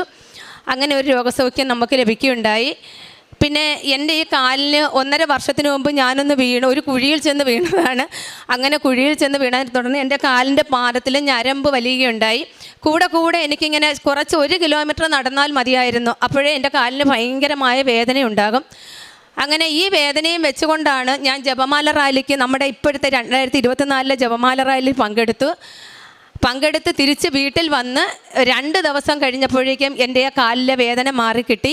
പിന്നെ ഇതുവരെയും അങ്ങനെ ഒരു വേദന എനിക്ക് ഉണ്ടായിട്ടില്ല. പിന്നെ എൻ്റെ കാരുണ്യ പ്രവർത്തികളെന്ന് പറഞ്ഞാൽ നമ്മുടെ പത്രം, നമ്മുടെ കൃപാസനത്തിലെ പത്രം വിതരണം ചെയ്യുന്ന എനിക്ക് ആദ്യമൊക്കെ എനിക്ക് കുറച്ച് മടിയായിരുന്നു. ഇപ്പോൾ എനിക്ക് അങ്ങനെ ഒരു മടിയൊന്നുമില്ല. ഹോസ്പിറ്റലിൽ, കടകൾ, വീടുകളിൽ, പിന്നെ ബസ് സ്റ്റാൻഡിലൊക്കെ കൊണ്ടുവന്ന് ഞങ്ങൾ കൊടുക്കുമായിരുന്നു. ഞാനും എൻ്റെ ഭർത്താവും വീടുകളിലൊക്കെ കൊണ്ട് കൊടുക്കുമായിരുന്നു. പിന്നെ ബൈബിൾ വായിക്കും. എൻ്റെ ഭർത്താവിനായിരുന്നു ഏറ്റവും കൂടുതൽ ഇഷ്ടം കേട്ടോ ബൈബിൾ വായിക്കാനൊക്കെ. ഞാൻ എവിടെയെങ്കിലും പോയിട്ട് വരുമ്പോഴേക്കും അമ്മയ്ക്ക് പൂവൊക്കെ പറിച്ചുകൊണ്ട് വെച്ച് ബൈബിളൊക്കെ വായിക്കും. ഭയങ്കര ഇഷ്ടമാണ്. ഇവിടെ നിന്നുള്ള ഉപ്പും തേനും കാശുരൂപവും പുസ്തകമൊക്കെ, നമ്മുടെ ഈ പ്രാർത്ഥനാ പുസ്തകമൊക്കെ വാങ്ങിച്ച് ഞാൻ കൊടുക്കാറുണ്ട്. പിന്നെ ഞങ്ങളുടെ വീടിനടുത്തുള്ള, ഞങ്ങളുടെ നാട്ടിലുള്ള സ്നേഹതീരം എന്ന വൃദ്ധസദനത്തിൽ 100-200ഓളം അമ്മമാരുണ്ട്. ആ അമ്മമാർക്ക് 2023 ഡിസംബർ 14-നും ഇപ്പം 2024 ഡിസംബർ 14-നും ഞങ്ങൾ 2-3 പേർ ചേർന്ന്, എൻ്റെ കുഞ്ഞമ്മയും മാമനും പിന്നെ 2-3 പേരും ചേർന്ന് ഞങ്ങൾ അന്നദാനം നടത്തുകയും അവരുടെ സ്വയം തൊഴിലിനുള്ള വസ്ത്രങ്ങൾ ഞങ്ങൾ വീടുകളിൽ നിന്നും ശേഖരിച്ച് കൊണ്ട് കൊടുക്കുകയും ചെയ്ത് അവർക്കൊപ്പം ഒരു നേരത്തെ ആഹാരവും കഴിച്ച് ഞങ്ങൾ മടങ്ങി. ഇത്രയൊക്കെയാണ് എൻ്റെ കാരുണ്യ പ്രവർത്തികൾ. ഇത്രയും തന്ന ദൈവമാതാവിനും തിരുകുമാരനും 1000 നന്ദി ഞങ്ങൾ അർപ്പിച്ചുകൊണ്ട് ഈ സാക്ഷി ഇവിടെ അവസാനിക്കുന്നു. ഇതിലും വലിയൊരു സാക്ഷ്യവുമായി ഇനിയും എന്നെ ഈ അൾത്താരയിലേക്ക് അമ്മയുടെ പ്രത്യക്ഷീകരണത്തിൻ്റെ സാക്ഷിയാക്കി എന്നെ ഉയർത്തണമേ എന്ന പ്രാർത്ഥനയോടെ നന്ദി. യോഹന്നാൻ്റെ വിശുദ്ധ സുവിശേഷം 1:16 അവൻ്റെ നാമത്തിൽ വിശ്വസിക്കുന്നവർക്കെല്ലാം കൃപയ്ക്കുമേൽ കൃപ. ഈ കൃപയ്ക്കുമേൽ കൃപയാണ് ഇന്ന് കൃപാസനത്തിൽ പരിശുദ്ധ അമ്മയുടെ മധ്യസ്ഥതയിൽ ചെയ്യുന്ന ഉടമ്പടിയിലൂടെ ഇന്ന് നാം അനുഭവിച്ചു കൊണ്ടിരിക്കുന്നത്. തന്നെ സ്വീകരിച്ചവർക്കെല്ലാം, തൻ്റെ നാമത്തിൽ വിശ്വസിക്കുന്നവർക്കെല്ലാം ദൈവമക്കളാകാൻ അവൻ കഴിവ് നൽകിയെന്ന് 1:12 യോഹന്നാൻ്റെ വിശുദ്ധ സുവിശേഷം 1:12 തിരുവചനങ്ങൾ അരുളി ചെയ്യുന്നുണ്ട്. ഈ ദൈവമക്കൾ ഇന്ന് ലോകമെമ്പാടും എങ്ങനെയാണ് ക്രിസ്തുവിന് സാക്ഷ്യം വഹിക്കുക? രമ്യ എന്ന മകള് തൻ്റെ ജീവിതത്തിൽ, തൻ്റെ കുടുംബത്തിൽ ദൈവം ചൊരിഞ്ഞ കൃപകൾക്ക് ആ വ്യക്തികളുമൊക്കെ ആയിട്ട് വന്ന് ഈ അൾത്താരയിൽ നിന്ന് അമ്മയ്ക്ക് സാക്ഷ്യം പറയുകയാണ്. അമ്മയുടെ തിരുനടയിൽ നിന്ന് ദൈവത്തെ മഹത്വപ്പെടുത്തുകയാണ്. തൻ്റെ അമ്മയ്ക്ക് ഉണ്ടായ രോഗസൗഖ്യങ്ങൾ, അതിനൊന്നും മറ്റ് ഒരു മാർഗവുമില്ല എന്ന് ഡോക്ടേഴ്സ് പറയുന്ന കാര്യങ്ങൾ, അതൊക്കെ എങ്ങനെ പിന്നീട് തനിക്ക് ഉടമ്പടി നേർച്ച വസ്തുക്കളിലൂടെ തൻ്റെ അമ്മയ്ക്ക് സൗഖ്യമായിട്ട് ലഭിച്ചു. അതുപോലെ തൻ്റെ ബ്രദറിൻ്റെ കാര്യം, തൻ്റെ ബ്രദറിൻ്റെ കുഞ്ഞിൻ്റെ കാര്യം, തനിക്ക് തന്നെ കിട്ടിയ രോഗസൗഖ്യങ്ങൾ, അതായത് തനിക്ക് 1 കിലോമീറ്റർ പോലും നടക്കാൻ പറ്റാതിരുന്ന അവസ്ഥയിൽ ജപമാല റാലിയിൽ പങ്കെടുത്തത് വഴിയായിട്ട് കാലിൻ്റെ അസ്വസ്ഥതകൾ അത് പരിപൂർണമായിട്ട് എങ്ങനെയാണ് സുഖപ്പെട്ടത്. താനും തൻ്റെ കുടുംബവും അതുപോലെ ഉടമ്പടിയെടുത്ത മക്കൾ അവരെല്ലാവരും ഒരുമിച്ച് ചേർന്ന് ഇന്ന് എത്രയോ പേർക്ക് കാരുണ്യ പ്രവർത്തനങ്ങൾ ചെയ്യുന്നു. ഈശോയെ മഹത്വപ്പെടുത്തിക്കൊണ്ടുള്ള തങ്ങളുടെ ജീവിതം അങ്ങനെ മുമ്പോട്ട് നയിക്കുകയാണ്. കൃപയ്ക്കുമേൽ കൃപ പ്രദാനം ചെയ്യുന്ന ദൈവത്തിൻ്റെ കരുണയുള്ള കരുതലിൽ ഈ കുടുംബം എങ്ങനെയാണ് പുഷ്ടിപ്പെട്ട് മുമ്പോട്ട് പോവുക? തങ്ങൾക്ക് ഇതിനു മുമ്പുണ്ടായിരുന്ന ഒരവസ്ഥയല്ല തങ്ങളുടെ കുടുംബത്തിൽ ഇന്നുള്ളത്. ഒത്തിരിയേറെ പേരോട് ഈശോയെക്കുറിച്ച് സംസാരിക്കാനായിട്ട് തങ്ങൾക്ക് കഴിയുന്നു. കൃപാസന പത്രം കൊടുക്കുന്നതിന് തനിക്ക് ബുദ്ധിമുട്ടായിരുന്നു. എന്നാൽ അതൊക്കെ ഇന്ന് തനിക്കതൊന്നും ഒരു ബുദ്ധിമുട്ടല്ല. ഇന്ന് അതിലൊത്തിരി ആനന്ദം കണ്ടെത്തുകയാണ്. അങ്ങനെ കുടുംബം ഒന്നിച്ച് ഈ മകളിവിടെ തൻ്റെ 2ാമത്തെ സാക്ഷ്യം അൾത്താരയിൽ പറയുമ്പോൾ ഇനിയും തനിക്ക് വരണം. ഇതൊക്കെ ഒരു നിലപാടാണ്, ഈശോയ്ക്ക് വേണ്ടി എടുക്കുന്ന നിലപാട്.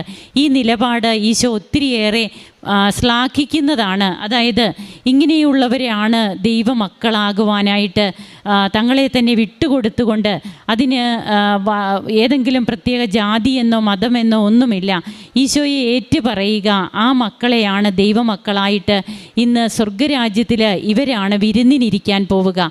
അപ്പോൾ നമുക്ക് കരങ്ങളടിച്ച് ദൈവത്തെ ആരാധിക്കാം. ഈശോയ്ക്കും അമ്മയ്ക്കും നന്ദി പറയാം. യേശുവേ നന്ദി, യേശുവേ സ്തുതി. എൻ്റെ പേര് നിമിഷ. ഞാൻ തൃശ്ശൂർ ജില്ലയിൽ നിന്നാണ് വരുന്നത്. വടക്കാഞ്ചേരി എന്ന് പറയും. ഞാൻ ഉടമ്പടി എടുത്തത് 2023 ജൂലൈ 28-നാണ്. ഞാനിവിടെ ഉടമ്പടി എടുക്കുന്നതിന് മുമ്പ് ഞാൻ ആദ്യം വന്നപ്പോൾ ഒരു അല്പവിശ്വാസം മാത്രമേ എനിക്ക് ഉണ്ടായിരുന്നുള്ളൂ. പക്ഷേ ഇവിടുന്ന് ഞാൻ പോകുന്നതിന് മുമ്പ് എനിക്ക് എൻ്റെ മനസ്സിൽ തോന്നിച്ചു ഞാൻ വീണ്ടും ഇങ്ങോട്ട് വരും, എന്നിട്ട് ഞാൻ വീട്ടിലോട്ട് പോയി. ഞാൻ സാക്ഷ്യങ്ങൾ കണ്ടു തുടങ്ങി. സാക്ഷ്യങ്ങൾ കണ്ടപ്പോൾ എനിക്ക് മനസ്സിലായി ഈ മാതാവ് ഇടപെടാതെ എൻ്റെ ജീവിതത്തിൽ ഇനി ഒരു രക്ഷയില്ല എന്ന് എനിക്ക് മനസ്സിലായി. ഞാൻ പിന്നെ ആഗ്രഹിക്കാൻ തുടങ്ങി ഇങ്ങോട്ട് വരാൻ. ഞങ്ങളുടെ അവിടെ നിന്ന് ഒരു വണ്ടിയിലാണ് കൃപാസനത്തേക്ക് വരാറ്. പിന്നെ എന്ന് മുതലാണോ ഞാൻ ആഗ്രഹിച്ചത്, അപ്പോഴൊന്നും എനിക്ക് വരാൻ പറ്റുന്നില്ല. അങ്ങനെ 3ാമത്തെ തവണ ഞാൻ ഇങ്ങനെ ആഗ്രഹിച്ച് കൃപാസനത്തിൽ വരണം, ഉടമ്പടി എടുക്കണം, അങ്ങനെ ആഗ്രഹിച്ചിരിക്കുന്ന സമയത്ത് ഞാൻ ആ വണ്ടി ചേട്ടനോട് ചോദിച്ചു, ചേട്ടാ നമ്മൾ നാളെ പോവല്ലേ എന്ന് ചോദിച്ചു. അപ്പോൾ ആ ചേട്ടൻ പറഞ്ഞു, മോളെ പോകാൻ പറ്റുമെന്ന് തോന്നുന്നില്ല, ആൾക്കാരായാലേ പോകാൻ പറ്റുള്ളൂ എന്ന് പറഞ്ഞു. ഞാനങ്ങനെ ഫോൺ വിളിച്ച് ആദ്യമായിട്ട് ഞാൻ എൻ്റെ ജപമാല സ്നേഹത്തോടെ ഞാൻ ചെല്ലാൻ തുടങ്ങി. 2ാമത്തെ രഹസ്യം എത്തിയപ്പോഴേക്കും ആളെന്നെ വിളിക്കുകയാണ്. എന്നെ വിളിച്ചിട്ട് പറഞ്ഞു, മോളെ ആളായി, നമുക്ക് പോവാം. അപ്പോൾ എനിക്ക് മനസ്സിലായി മാതാവ് എന്നെ കൃപാസനത്തിലേക്ക് വിളിക്കുന്നുണ്ടെന്ന്. അങ്ങനെ ഞാനിവിടെ വന്നു, ഉടമ്പടി എടുത്തിട്ട് മാതാവിനെയും കൊണ്ട് ഞാൻ വീട്ടിലോട്ട് പോയി. ആദ്യം മാതാവ് ചെയ്തത് എനിക്ക് ഭയങ്കര പേടിയായിരുന്നു. ഉടമ്പടി എടുത്തതിന് ശേഷം എനിക്ക് ആ പേടിയുണ്ടായിരുന്നു. അപ്പോൾ ഞാനൊരു ദിവസം സ്വപ്നത്തിൽ കാണുന്നത് മാതാവ് സ്വപ്നത്തിൽ നിന്ന് എണീറ്റിട്ട് ഞാൻ കാണുന്നതാണ് എൻ്റെ മേലെ കൂടെ ഒരു നീല പ്രകാശം എന്നെ പൊതിഞ്ഞിരിക്കുകയാണ്. അപ്പം ഞാൻ അങ്ങനെ പറഞ്ഞു, മാതാവ് കൂടെ ഉണ്ടല്ലോ എന്ന് പറഞ്ഞ് ഞാൻ കിടന്നുറങ്ങണതാണ് കണ്ടത്. അപ്പം ഭൗതികമായിട്ടുള്ള എൻ്റെ നിയോഗങ്ങളെക്കാളും മാതാവ് ആദ്യം എനിക്ക് ചെയ്തു തന്നത് എന്താ പറയുക, ദുഷ്ടൻ്റെ കെണിയിൽ നിന്ന് എന്നെ, അവൻ്റെ ഭരണത്തിൽ നിന്ന് എന്നെ പിടിച്ച് മാതാവിൻ്റെ മേലങ്കി കൊണ്ട് ആദ്യം പൊതിയാണ് ചെയ്തത്. ആദ്യത്തെ 3 മാസം ഞാൻ മാതാവിനോട് എൻ്റെ ഭൗതിക നിയോഗങ്ങൾക്ക് വേണ്ടി വാശി പിടിച്ച് ചോദിക്കുകയായിരുന്നു. അപ്പോൾ മാതാവ് എന്നോട് പറഞ്ഞു, മോളെ നീ ഈശോയുടെ ഇഷ്ടം എന്താണെന്ന് ചോദിക്കുക, ഈശോ നിനക്ക് വേണ്ടി കുരിശിൽ മരിച്ചത് അതിന് വേണ്ടിയല്ലല്ലോ. അങ്ങനെ മാതാവ് ആദ്യം വിശുദ്ധ കുർബാനയിലേക്കും ഈശോയിലേക്കും അടുപ്പിക്കുകയായിരുന്നു. ഞാൻ കൂടുതൽ ജപമാലകളൊക്കെ ചെല്ലാൻ തുടങ്ങി. ആദ്യത്തെ 3 മാസം കഴിഞ്ഞപ്പോൾ ഉടമ്പടി ധ്യാനം ഞാൻ ശ്രദ്ധിച്ചു തുടങ്ങി. അപ്പോഴെനിക്ക് മനസ്സിലായി ഉടമ്പടി ധ്യാനത്തിലാണ് എനിക്ക് ഉടമ്പടി ജീവിതം എങ്ങനെയാണ് ജീവിക്കേണ്ടതെന്ന് മനസ്സിലായത്. അങ്ങനെ 3 മാസം കഴിഞ്ഞ് ഇവിടെ വന്ന് പുതുക്കിയപ്പോൾ എൻ്റെ നിയോഗങ്ങളൊക്കെ ഞാൻ മാറ്റി. പക്ഷെ മാതാവ് അത് കഴിഞ്ഞപ്പോൾ ഉടമ്പടി പുതുക്കിയതിന് ശേഷം എൻ്റെ ആദ്യത്തെ ഉടമ്പടിയിലത്തെ ആദ്യത്തെ നിയോഗമാണ് ആദ്യം ഒപ്പുവെച്ചത്. എനിക്ക് ഒരു കുഞ്ഞുണ്ട്, അത് കഴിഞ്ഞിട്ട് ഒരു മിസ്കാരേജ് ഉണ്ടായിരുന്നു. ഇനി അടുത്ത കുഞ്ഞ് എന്നറിയില്ല. ഞാൻ നാട്ടിലാണ്, ഹസ്ബൻഡ് പുതിയ ജോലി കിട്ടി ദുബായിലാണ്. ആ സമയത്ത് ആണ് ഞാൻ ഉടമ്പടിയിൽ ഈ നിയോഗം വെച്ചത്. അപ്പോൾ മാതാവ് ആദ്യം ചെയ്തത് ഹസ്ബൻഡിനോട്, അവിടുത്തെ മാനേജർ, ഹസ്ബൻഡ് ജോലിക്ക് കയറിയിട്ട് 6 മാസമായിട്ടുണ്ടായിരുന്നുള്ളൂ. ആദ്യം ചെയ്തത് മാനേജർ വന്ന് ഹസ്ബൻഡിനോട് ചോദിച്ചു, നിനക്ക് ലീവ് വേണോ, നീ ലീവ് വേണമെങ്കിൽ നാട്ടിലേക്ക് പൊക്കോ. 1 കൊല്ലം കഴിഞ്ഞിട്ട് അല്ലെങ്കിൽ 2 കൊല്ലം കഴിഞ്ഞിട്ട് ലീവ് കിട്ടേണ്ടത് 6 മാസം ആവുന്നതിന് മുമ്പ് ഹസ്ബൻഡ് നാട്ടിലേക്ക് വരികയാണ്. അപ്പോൾ എനിക്ക് മനസ്സിലായി ഇത് മാതാവാണ്. അങ്ങനെ എൻ്റെ ജീവിതത്തിൽ ഇനി എന്നാണ് ഒരു കുഞ്ഞെന്ന് എനിക്കറിയില്ല. പക്ഷേ മാതാവ് ആദ്യമായിട്ട് എനിക്ക് സമയം ചുരുക്കി തന്ന് ആ കുഞ്ഞാണ് എൻ്റെ കൂടെ ഉള്ളത്. പിന്നെ എനിക്ക് പ്രഗ്നൻസിയിൽ ഷുഗർ ഉണ്ടായിരുന്നു. ഷുഗറായിട്ട് ഞാൻ ഹോസ്പിറ്റലിൽ അഡ്മിറ്റായിരുന്നു. ആ സമയത്തൊക്കെ എനിക്ക് കുറേ സുവിശേഷ പ്രഘോഷണം ചെയ്യാൻ സാധിച്ചിട്ടുണ്ട്. അങ്ങനെ ഒരു ദിവസം അങ്ങനെ ഡിസ്ചാർജ് ആവാൻ പോവുകയാണ് ഷുഗർ കൂടിയിട്ട്. ആ സമയത്ത് മാതാവിൻ്റെ ഭയങ്കരമായിട്ടുള്ളൊരു കരുതൽ എനിക്ക് അനുഭവിക്കാൻ പറ്റിയത്, എനിക്ക് ലിവർ ഫങ്ഷൻ ടെസ്റ്റിലെ SGOT SGPT ഭയങ്കര ഹൈ ആയിരുന്നു. അപ്പോൾ ആ വാർഡിൽ 2 നിമിഷന്മാരുണ്ടായിരുന്നു. ഒരു നിമിഷം ഡിസ്ചാർജ് ആയിപ്പോയി, ഒരു നിമിഷം ഞാനായിരുന്നു. അപ്പോൾ ആ നിമിഷയുടെ ഹൗസ് സർജൻ വന്നിട്ട് എനിക്കൊരു ബ്ലഡ് ടെസ്റ്റ് എഴുതി തന്നു. ഞാനത് ചെയ്തു നോക്കിയപ്പോൾ എൻ്റെ SGOT SGPT ഭയങ്കര ഹൈ ആയിരുന്നു. അപ്പോൾ എൻ്റെ ഡോക്ടർ പറഞ്ഞു വന്നിട്ട്, ഇത് തനിക്ക് എഴുതിയ ടെസ്റ്റല്ല, പക്ഷേ ദൈവമായിട്ട് കാണിച്ചു തന്നതാണ്, എൻ്റെ മാതാവാണ് അതെനിക്ക് കാണിച്ചു തന്നത് 100% ഉറപ്പുണ്ട്. അങ്ങനെ ഡോക്ടർ എന്നെ മെഡിക്കൽ കോളേജിലേക്ക് റെഫർ ചെയ്തു. അങ്ങനെ ഹോസ്പിറ്റലിൽ നിന്ന് ഡിസ്ചാർജ് ആയിട്ട് ഞാൻ മെഡിക്കൽ കോളേജിലേക്കൊന്നും പോകേണ്ടി വന്നില്ല. ഞാൻ ഉടമ്പടി ഉപ്പാണ് ഉപയോഗിച്ചിരുന്നത്. അങ്ങനെ ഒരാഴ്ചയ്ക്ക് ശേഷം എനിക്ക് മാതാവ് പൂർണ്ണ സൗഖ്യം തന്നു. എന്നിട്ട് ഞാൻ ഡോക്ടർക്ക് എൻ്റെ റിസൾട്ട്, ഷുഗറിൻ്റെയും SGOT SGPTയുടെ റിസൾട്ട് ഞാൻ അയച്ചു കൊടുത്തു വാട്സപ്പിൽ. അപ്പോൾ ഡോക്ടർ എന്നോട് ചോദിച്ചു, വിശ്വസിക്കാവുന്ന വല്ല ലാബിലാണോ ഇത് ചെയ്തതെന്ന്. അപ്പോൾ ഞാൻ മനസ്സിൽ എനിക്ക് ഭയങ്കര ചിരി വന്നു, കാരണം ഇതെൻ്റെ മാതാവും ഈശോയാണല്ലോ സുഖപ്പെടുത്തിയത്. അപ്പോൾ ഞാൻ വചനം എടുത്തപ്പോൾ എനിക്ക് കിട്ടിയത്, നിൻ്റെ ദൈവമായ കർത്താവിന് സാക്ഷ്യം പറയാൻ നീ ലജ്ജിക്കരുതെന്നാണ്.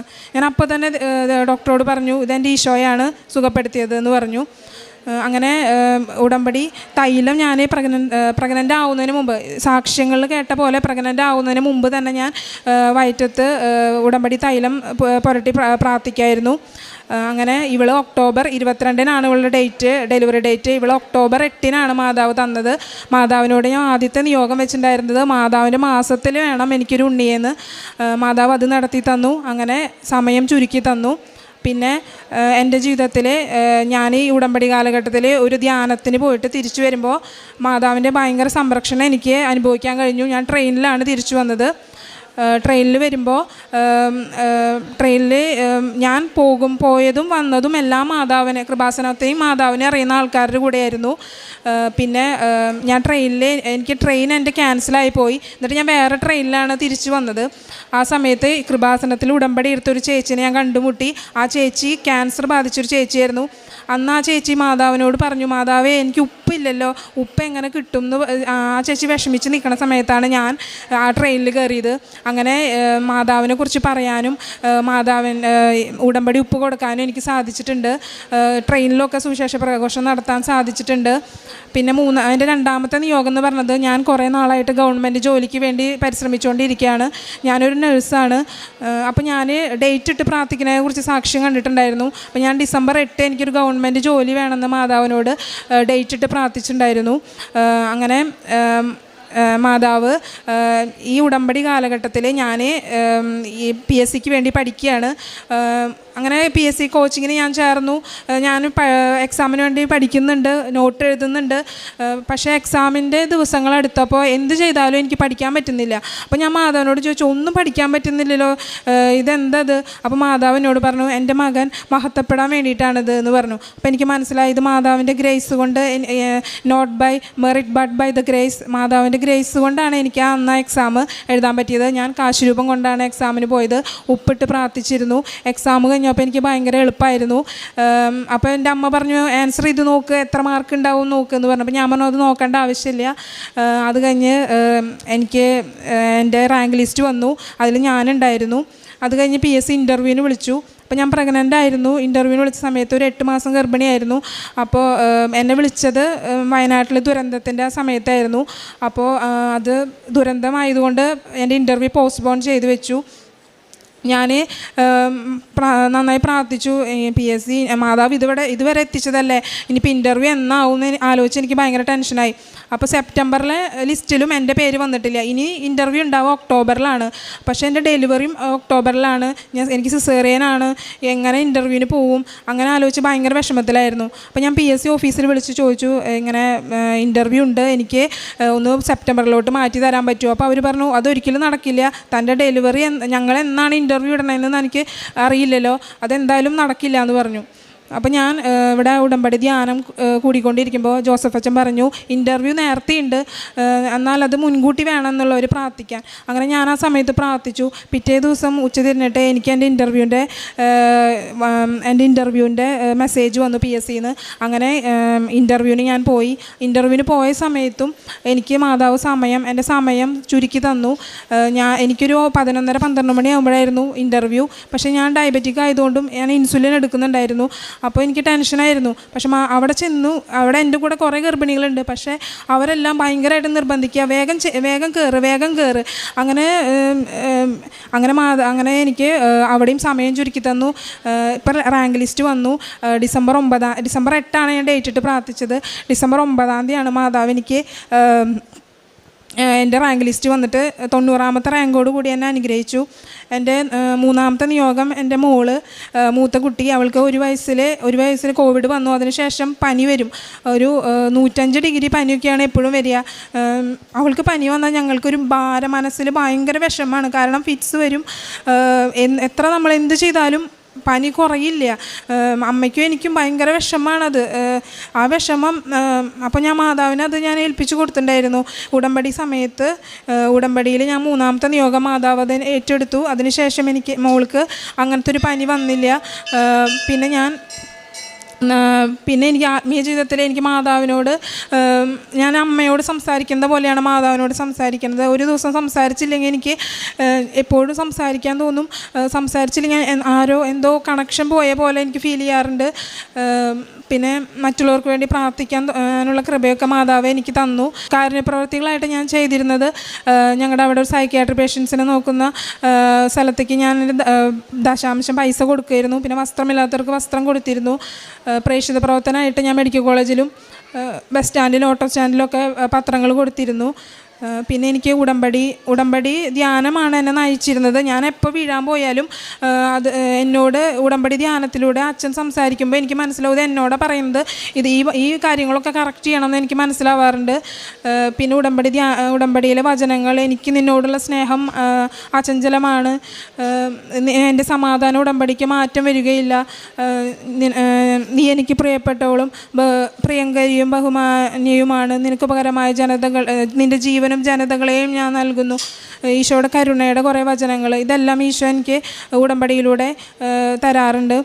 പിന്നെ ആ ട്രെയിനിൽ മാതാവിൻ്റെ ഭയങ്കര സംരക്ഷണത്തിന് ശേഷമാണ് ഈശോ എന്നോട് ബൈബിളിലൂടെ സംസാരിച്ചത്.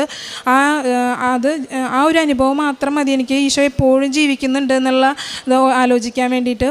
ഇതൊക്കെ തന്ന എൻ്റെ മാതാവിനും ഈശോയ്ക്കും ഒരുപാട് നന്ദി ഞാൻ പറയുന്നു. യോഹന്നാൻ 15:7 നിങ്ങൾ എന്നിൽ വസിക്കുകയും എൻ്റെ വാക്ക് നിങ്ങളിൽ നിലനിൽക്കുകയും ചെയ്യുന്നെങ്കിൽ ഇഷ്ടമുള്ളത് ചോദിച്ചു കൊള്ളുക, അത് നിങ്ങൾക്ക് ലഭിക്കും. നിമിഷ, സണ്ണി തൻ്റെ കുഞ്ഞുങ്ങളും അമ്മയുമൊക്കെ ആയിട്ട് വന്ന് ദൈവത്തെ മഹത്വപ്പെടുത്തുകയാണ്, തൻ്റെ ജീവിതം പ്രഘോഷിക്കുകയാണിവിടെ. എങ്ങനെയാണ് താൻ ഇന്ന് ഈ അൾത്താരയിൽ കയറി നിൽക്കുവാൻ തന്നെ ദൈവം അനുവദിച്ചത്, അതിന് താൻ എന്തൊക്കെയാണ് തൻ്റെ ജീവിതത്തിൽ ദൈവം തനിക്ക് നൽകിയ കൃപകൾ, തൻ്റെ കുഞ്ഞിൻ്റെ കാര്യവും, അതായത് മൂത്ത കുട്ടിക്ക് ശേഷം ഒരു അബോർഷനാകുന്നു, പിന്നീട് ഇനി എന്നൊരു കുഞ്ഞ് എന്നുള്ളത് തന്നെ സംബന്ധിച്ച് അത് ഇനി നീണ്ടുപോകുമോ എങ്ങനെയെന്നറിയില്ലാത്ത ഒരവസ്ഥയിലൊക്കെ ഹസ്ബൻഡ് ജോലിക്കായിട്ട് പോകുന്നു, ഈ മകള് നാട്ടിലാണ്. എങ്ങനെയാണ് അവിടെ അമ്മ ഇടപെടുന്നത്? അതായത് ഈ മകൾ ഓരോന്നിലും പറഞ്ഞു ടൈം ഷോർട്ടനിങ്, ജീവിതത്തിൽ ഇനി കുറേ നാൾ കാത്തിരിക്കേണ്ടി വരുമോ എന്നുള്ള ആ ഒരു ചിന്ത വരുമ്പോൾ തന്നെ അവിടെ അമ്മ എങ്ങനെ ആ കാര്യങ്ങൾ വ്യക്തമാക്കി ക്രമീകരിക്കുന്നു. അതായത് നാം ഓരോ കാര്യങ്ങൾ പറയുമ്പോൾ നമ്മുടെ തോളോട് തോൾ ചേർന്ന് അമ്മ ഇങ്ങനെ നിൽക്കുകയാണ്, നാം പറയുന്നതൊക്കെ കേട്ടുകൊണ്ട്. ഇതൊക്കെ തന്നെയല്ലേ ഈ അനുഭവ സാക്ഷ്യങ്ങളിലൂടെയൊക്കെ നമുക്ക് വ്യക്തമാകുന്നത്. അങ്ങനെ മനസ്സിലെ ആഗ്രഹം അതാരോടും പറഞ്ഞൊന്നുമില്ല, പക്ഷെ പറഞ്ഞത് ഒരാളോടാണ്. ആ ആളോട് സംസാരിച്ചില്ലെങ്കിൽ എനിക്ക് ഒരു ടച്ച് ഇല്ലാത്ത പോലെ തോന്നുന്നു എന്നാണ് ഈ മകൾ പറഞ്ഞത്.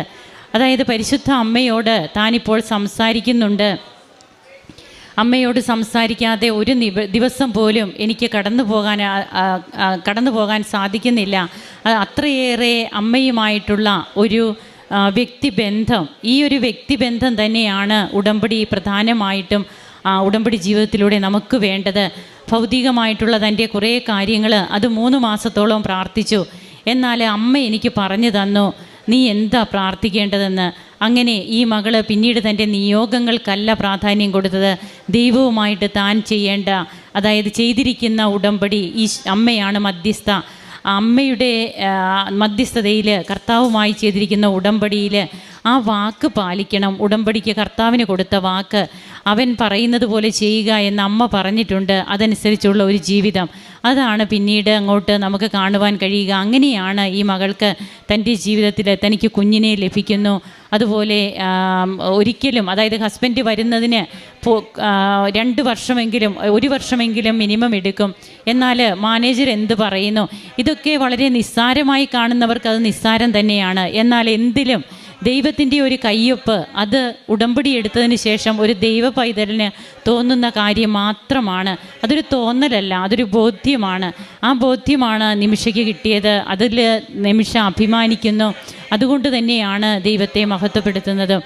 പിന്നീട് തൻ്റെ ജീവിതത്തിൽ തനിക്ക് കിട്ടിയ ദൈവ സാന്നിധ്യം, എങ്ങനെയാണ് പരിശുദ്ധ അമ്മ തനിക്ക് അകാരണമായിട്ട് തന്നെ പിടികൂടിയിരുന്ന ഭയം, അമ്മയുടെ നീല അങ്കി കൊണ്ട് തന്നെ പൊതിഞ്ഞ ഒരു അനുഭവം.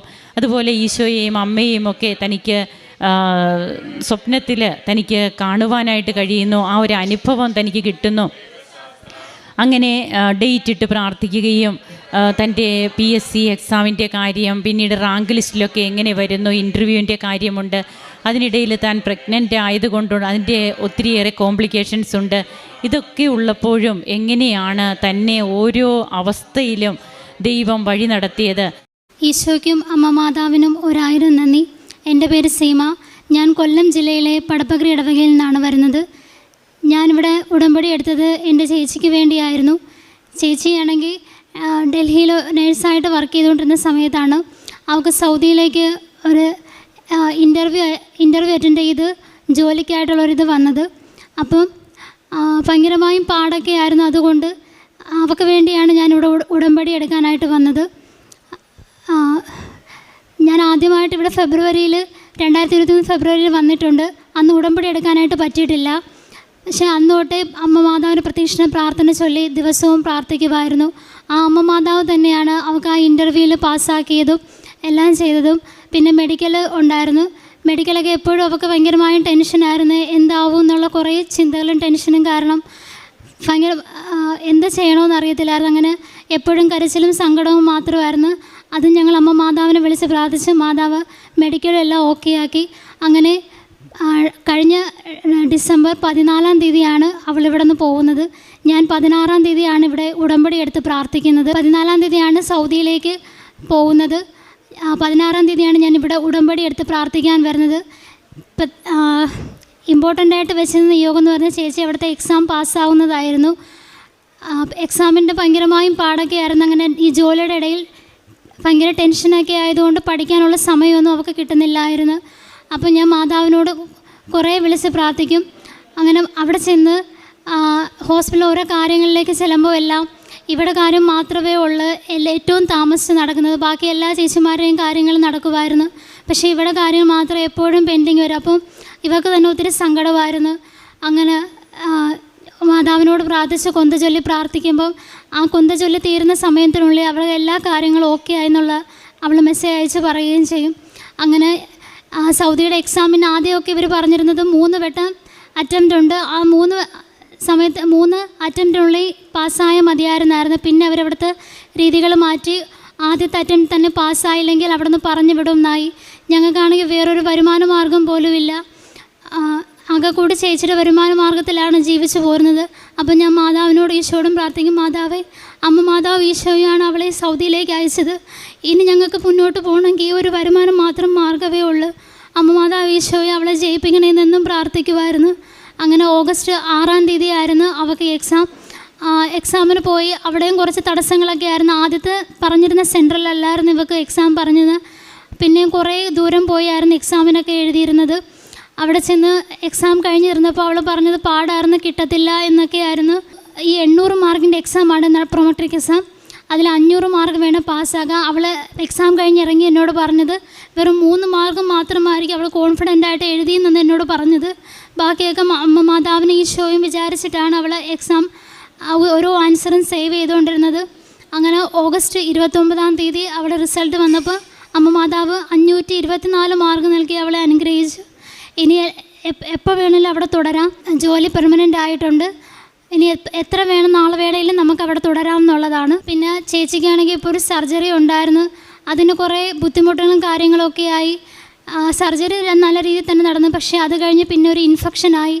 അത് കഴിഞ്ഞ് പിന്നെ നമുക്ക് ഭയങ്കരമായും ബുദ്ധിമുട്ടായി, അവിടെ നിൽക്കാൻ പറ്റത്തില്ലെന്നായി. ഞാൻ എൻ്റെ ഈ വട്ട ഉടമ്പടി നിയോഗത്ത് പുതുക്കിയ സമയത്ത് വെച്ചിരുന്നത് അവൾക്ക് ജനുവരിയിൽ ലീവ് കിട്ടി നാട്ടിൽ വരണമെന്നാണ്. ജനുവരി 15-ാം തീയതി ലീവ് കിട്ടി നാട്ടിൽ വരണമെന്നായിരുന്നു. പക്ഷേ അതിനു മുന്നേ അവൾക്ക് വയ്യാതായതുകൊണ്ട് ഞാൻ മാതാവിനോട് പ്രാർത്ഥിച്ച, മാതാവേ, ജനുവരി 15 അല്ല, അതിന് മുന്നേ അവൾക്ക് ലീവ് കിട്ടി നാട്ടിൽ വരാൻ പറ്റണേ. അങ്ങനെ മാതാവിനോട് എപ്പോഴും പ്രാർത്ഥിക്കും. അവളെപ്പോൾ വിളിച്ചാലും വയ്യ എന്ന് മാത്രമായിരുന്നു പറഞ്ഞുകൊണ്ടിരിക്കുന്നത്. അങ്ങനെ ഞാൻ ഈശോനോട് തന്നെ പരാതിയായിട്ട് പറയും, ഈശോ എന്തുവാ ഇങ്ങനെ ഞങ്ങളെ ഒന്ന് സഹായിക്കാത്ത, എന്താ എൻ്റെ ചേച്ചി ഒത്തിരി വേദന ഇവിടെ അനുഭവിക്കുന്നുണ്ടെന്നൊക്കെ ഇങ്ങനെ പറഞ്ഞിട്ടുണ്ടെന്ന്. അപ്പം അന്ന് ഞാൻ വിശ്വാസപ്രമാണം ചൊല്ലി ബൈബിൾ എടുത്ത് വായിച്ചപ്പോൾ ഇങ്ങനെ ഞാനങ്ങനെ പരാതി പറഞ്ഞതുകൊണ്ട് യേശുവിനോട് തിരിച്ച് ആ ബൈബിളിലൂടെ പറഞ്ഞു, നീ എന്തിനിങ്ങനെ പരാതികൾ പറയുന്നു, നിനക്ക് ശക്തിയും ബലവും ഞാൻ തരുമെന്നാണ് ആ ബൈബിളിലൂടെ എനിക്ക് കിട്ടിയത്. വേറൊരു ദിവസം ഞാൻ ഇതുപോലെ ബൈബിൾ വായിച്ചപ്പോൾ 2 സംഖ്യകൾ എനിക്കിങ്ങനെ ബൈബിളിലൂടെ കിട്ടി. അതിന് തലേ ദിവസം ഞാനിങ്ങനെ സാക്ഷ്യം കേട്ടിരുന്നപ്പോൾ ഒരു ചേച്ചി ഇതുപോലെ ബൈബിളിലൂടെ കിട്ടിയ ഒരു സംഖ്യ വെച്ച് ആ ചേച്ചിക്ക് ഒരു കാര്യങ്ങളൊക്കെ സാധിച്ച് കിട്ടിയെന്ന് പറഞ്ഞു. അപ്പം ഞാനിവിടെ എനിക്ക് ആ കിട്ടിയ സംഖ്യ വെച്ച് ഞാനിങ്ങനെ നോക്കിയപ്പം ഇവർക്ക് സർജറി കഴിഞ്ഞ ആ ദിവസങ്ങൾ എണ്ണി നോക്കിയപ്പം അവൾക്ക് ഡിസംബർ 15 ഡേറ്റാണ് എനിക്ക് കിട്ടുന്നത്. ആ ഡിസംബർ 15-ാം തീയതിയാണ് അവൾക്ക് ലീവിൻ്റെ കാര്യം ഓക്കെ ആയി. അവൾ 17-ാം തീയതി നാട്ടിലെത്തുന്നത്. അതെല്ലാം അനുഗ്രഹം തന്ന അമ്മ മാതാവിന് ഈശോയ്ക്ക് 1000 നന്ദി. ായ ഒത്തിരി രീതിയിൽ വളരാൻ സാധിച്ചു. കുടുംബ പ്രാർത്ഥന എന്നത് ഞങ്ങളുടെ വീട്ടിലേ ഇല്ലായിരുന്നു. ഒത്തിരി ദൈവത്തിൽ നിന്ന് അങ്ങ് മാറി നിൽക്കുന്ന രീതിയൊക്കെ ആയിരുന്നു. കുടുംബ പ്രാർത്ഥന വീട്ടിൽ ചൊല്ലാറേ ഇല്ലായിരുന്നു. പക്ഷേ ഈ ഉടമ്പടി എടുത്ത നാളെ തൊട്ട് കുടുംബ പ്രാർത്ഥനയിലും ദിവസേന ദിവ്യബലിയിലും എല്ലാ ദിവസവും ബൈബിൾ വായിക്കാനുള്ള എല്ലാ അനുഗ്രഹവും മാതാവ് ഈശോയും തന്നു. പിന്നെ പ്രേക്ഷിത പ്രവർത്തനമായിട്ട് ഇവിടുന്ന് കിട്ടുന്ന പത്രങ്ങളെല്ലാം കൊടുക്കുമായിരുന്നു. ഓരോ മാസവും ഈ വഴിയോരങ്ങളിൽ ഇരിക്കുന്നവർക്കൊക്കെ ഒരു നേരത്തെ ആഹാരത്തിനുള്ള പൈസയും കൊടുക്കും. ഹോസ്പിറ്റലിൽ ഫുഡ് കൊടുത്തിട്ടുണ്ട്. അവർക്ക് തന്നെ വഴിയോരങ്ങളിലിരിക്കുന്നവർക്ക് ആഹാരം കൊണ്ട് കൊടുത്തിട്ടുണ്ട്. എല്ലാ അനുഗ്രഹങ്ങളും തന്നെ അമ്മ മാതാവിന് ഈശോയ്ക്ക് 1000 നന്ദി. ഞാൻ തന്നെ നിന്നോട് കൂടെ വരികയും നിന്നെ ആശ്വസിപ്പിക്കുകയും ചെയ്യും. പുറപ്പാട് 33 അധ്യായം 14 തിരുവചനങ്ങൾ അരുളി ചെയ്യുന്നത് പോലെ തൻ്റെ ചേച്ചിയുടെ അനുഭവ സാക്ഷ്യം അനുജത്തി പങ്കുവയ്ക്കുകയാണ്. അനുജത്തിയാണ് ഉടമ്പടി എടുത്ത് ഉടമ്പടി ജീവിച്ച് എങ്ങനെ തങ്ങൾക്ക് ഏറ്റവും ബുദ്ധിമുട്ടേറിയ സാഹചര്യങ്ങളൊക്കെ ജീവിതത്തിൽ വരുമ്പോൾ ഈ മകൾ ഓരോന്നും ഇവിടെ വ്യക്തമായിട്ട് പറഞ്ഞതാണ്. അപ്പോൾ ആ ഒരു അവസ്ഥയിൽ മനുഷ്യന് ചെയ്യാൻ പറ്റാത്ത കഠിന രക്ഷാകര പദ്ധതികൾ അത് ഉടമ്പടിയിലൂടെ എങ്ങനെ നിർവഹിക്കപ്പെടുന്നു. നിങ്ങൾ ശാന്തരായിരുന്നാൽ മതി, കർത്താവ് നിങ്ങൾക്ക് വേണ്ടി യുദ്ധം ചെയ്തുകൊള്ളും. പുറപ്പാട് 14 തിരുവചനങ്ങൾ അരുളി ചെയ്യുന്നുണ്ട്. ഇവിടെ എല്ലാ വഴികളും, അതായത് ഇനി തങ്ങൾക്ക് മുമ്പോട്ട് പോകുവാനായിട്ട് യാതൊരു മാർഗവുമില്ല. തൻ്റെ ചേച്ചി എക്സാം പാസ്സാകണം, പ്രോമെട്രിക് എക്സാം, സൗദിക്ക് പോകുന്നതിനുള്ള ഒരു കടമ്പ കഴിഞ്ഞു. പിന്നീട് ഒരു സ്ഥിരമായിട്ടുള്ളൊരു ജോലി, അതിന് എക്സാം പാസ്സാകണം, അതൊക്കെ അറ്റൻഡ് ചെയ്യുന്നതും എങ്ങനെയാണ് ആ മകൾ എഴുതിയത്, എത്ര മാർക്കിന് എഴുതി, പിന്നീട് ആ മകൾക്ക് എങ്ങനെയാണ് തൻ്റെ സ്കോർ ലഭിച്ചത്, ഇതെല്ലാം ഇവിടെ ഉടമ്പടി എടുത്ത് പ്രാർത്ഥിച്ച് തൻ്റെ ജീവിതത്തിൽ അമ്മ ചൊരിഞ്ഞ അമ്മയുടെ മധ്യസ്ഥതയിലൂടെ ഈശോ ചൊരിഞ്ഞ കൃപകളായിട്ടാണ് സീമ ഇവിടെ പങ്കുവയ്ക്കുക. ആത്മീയ ജീവിതത്തിലൊക്കെ എങ്ങനെയാണ് മാറ്റം വന്നത്, ഇതിനു മുമ്പ് എങ്ങനെയായിരുന്നു, ഇപ്പോൾ എങ്ങനെയാണ്, കുടുംബ പ്രാർത്ഥനയ്ക്കൊക്കെ എത്രമാത്രം പ്രാധാന്യം നേരത്തെ ഉണ്ടായിരുന്നു, ഇപ്പോൾ അത് എങ്ങനെ തങ്ങളെ എത്രമാത്രം അതിന് വില കൽപ്പിക്കുന്നു, ഇതൊക്കെയാണ് നമുക്ക് കേൾക്കുവാൻ കഴിഞ്ഞത്. അങ്ങനെ ഈശോയോട് നാം ചോദിക്കുമ്പോൾ ദൈവം നമ്മോട് സംസാരിക്കും. എങ്ങനെയാണ് ബൈബിളിലൂടെ തിരുവചനങ്ങളിലൂടെ തനിക്ക് ഓരോ ബോധ്യങ്ങൾ ലഭിച്ചതെന്നും അതേ ഡേറ്റിൽ തന്നെ തൻ്റെ ചേച്ചി ഇവിടെ വരുവാനിടയായ സാഹചര്യങ്ങൾ ഇതൊക്കെ ഈ മകൾ പറയുന്നുണ്ട്.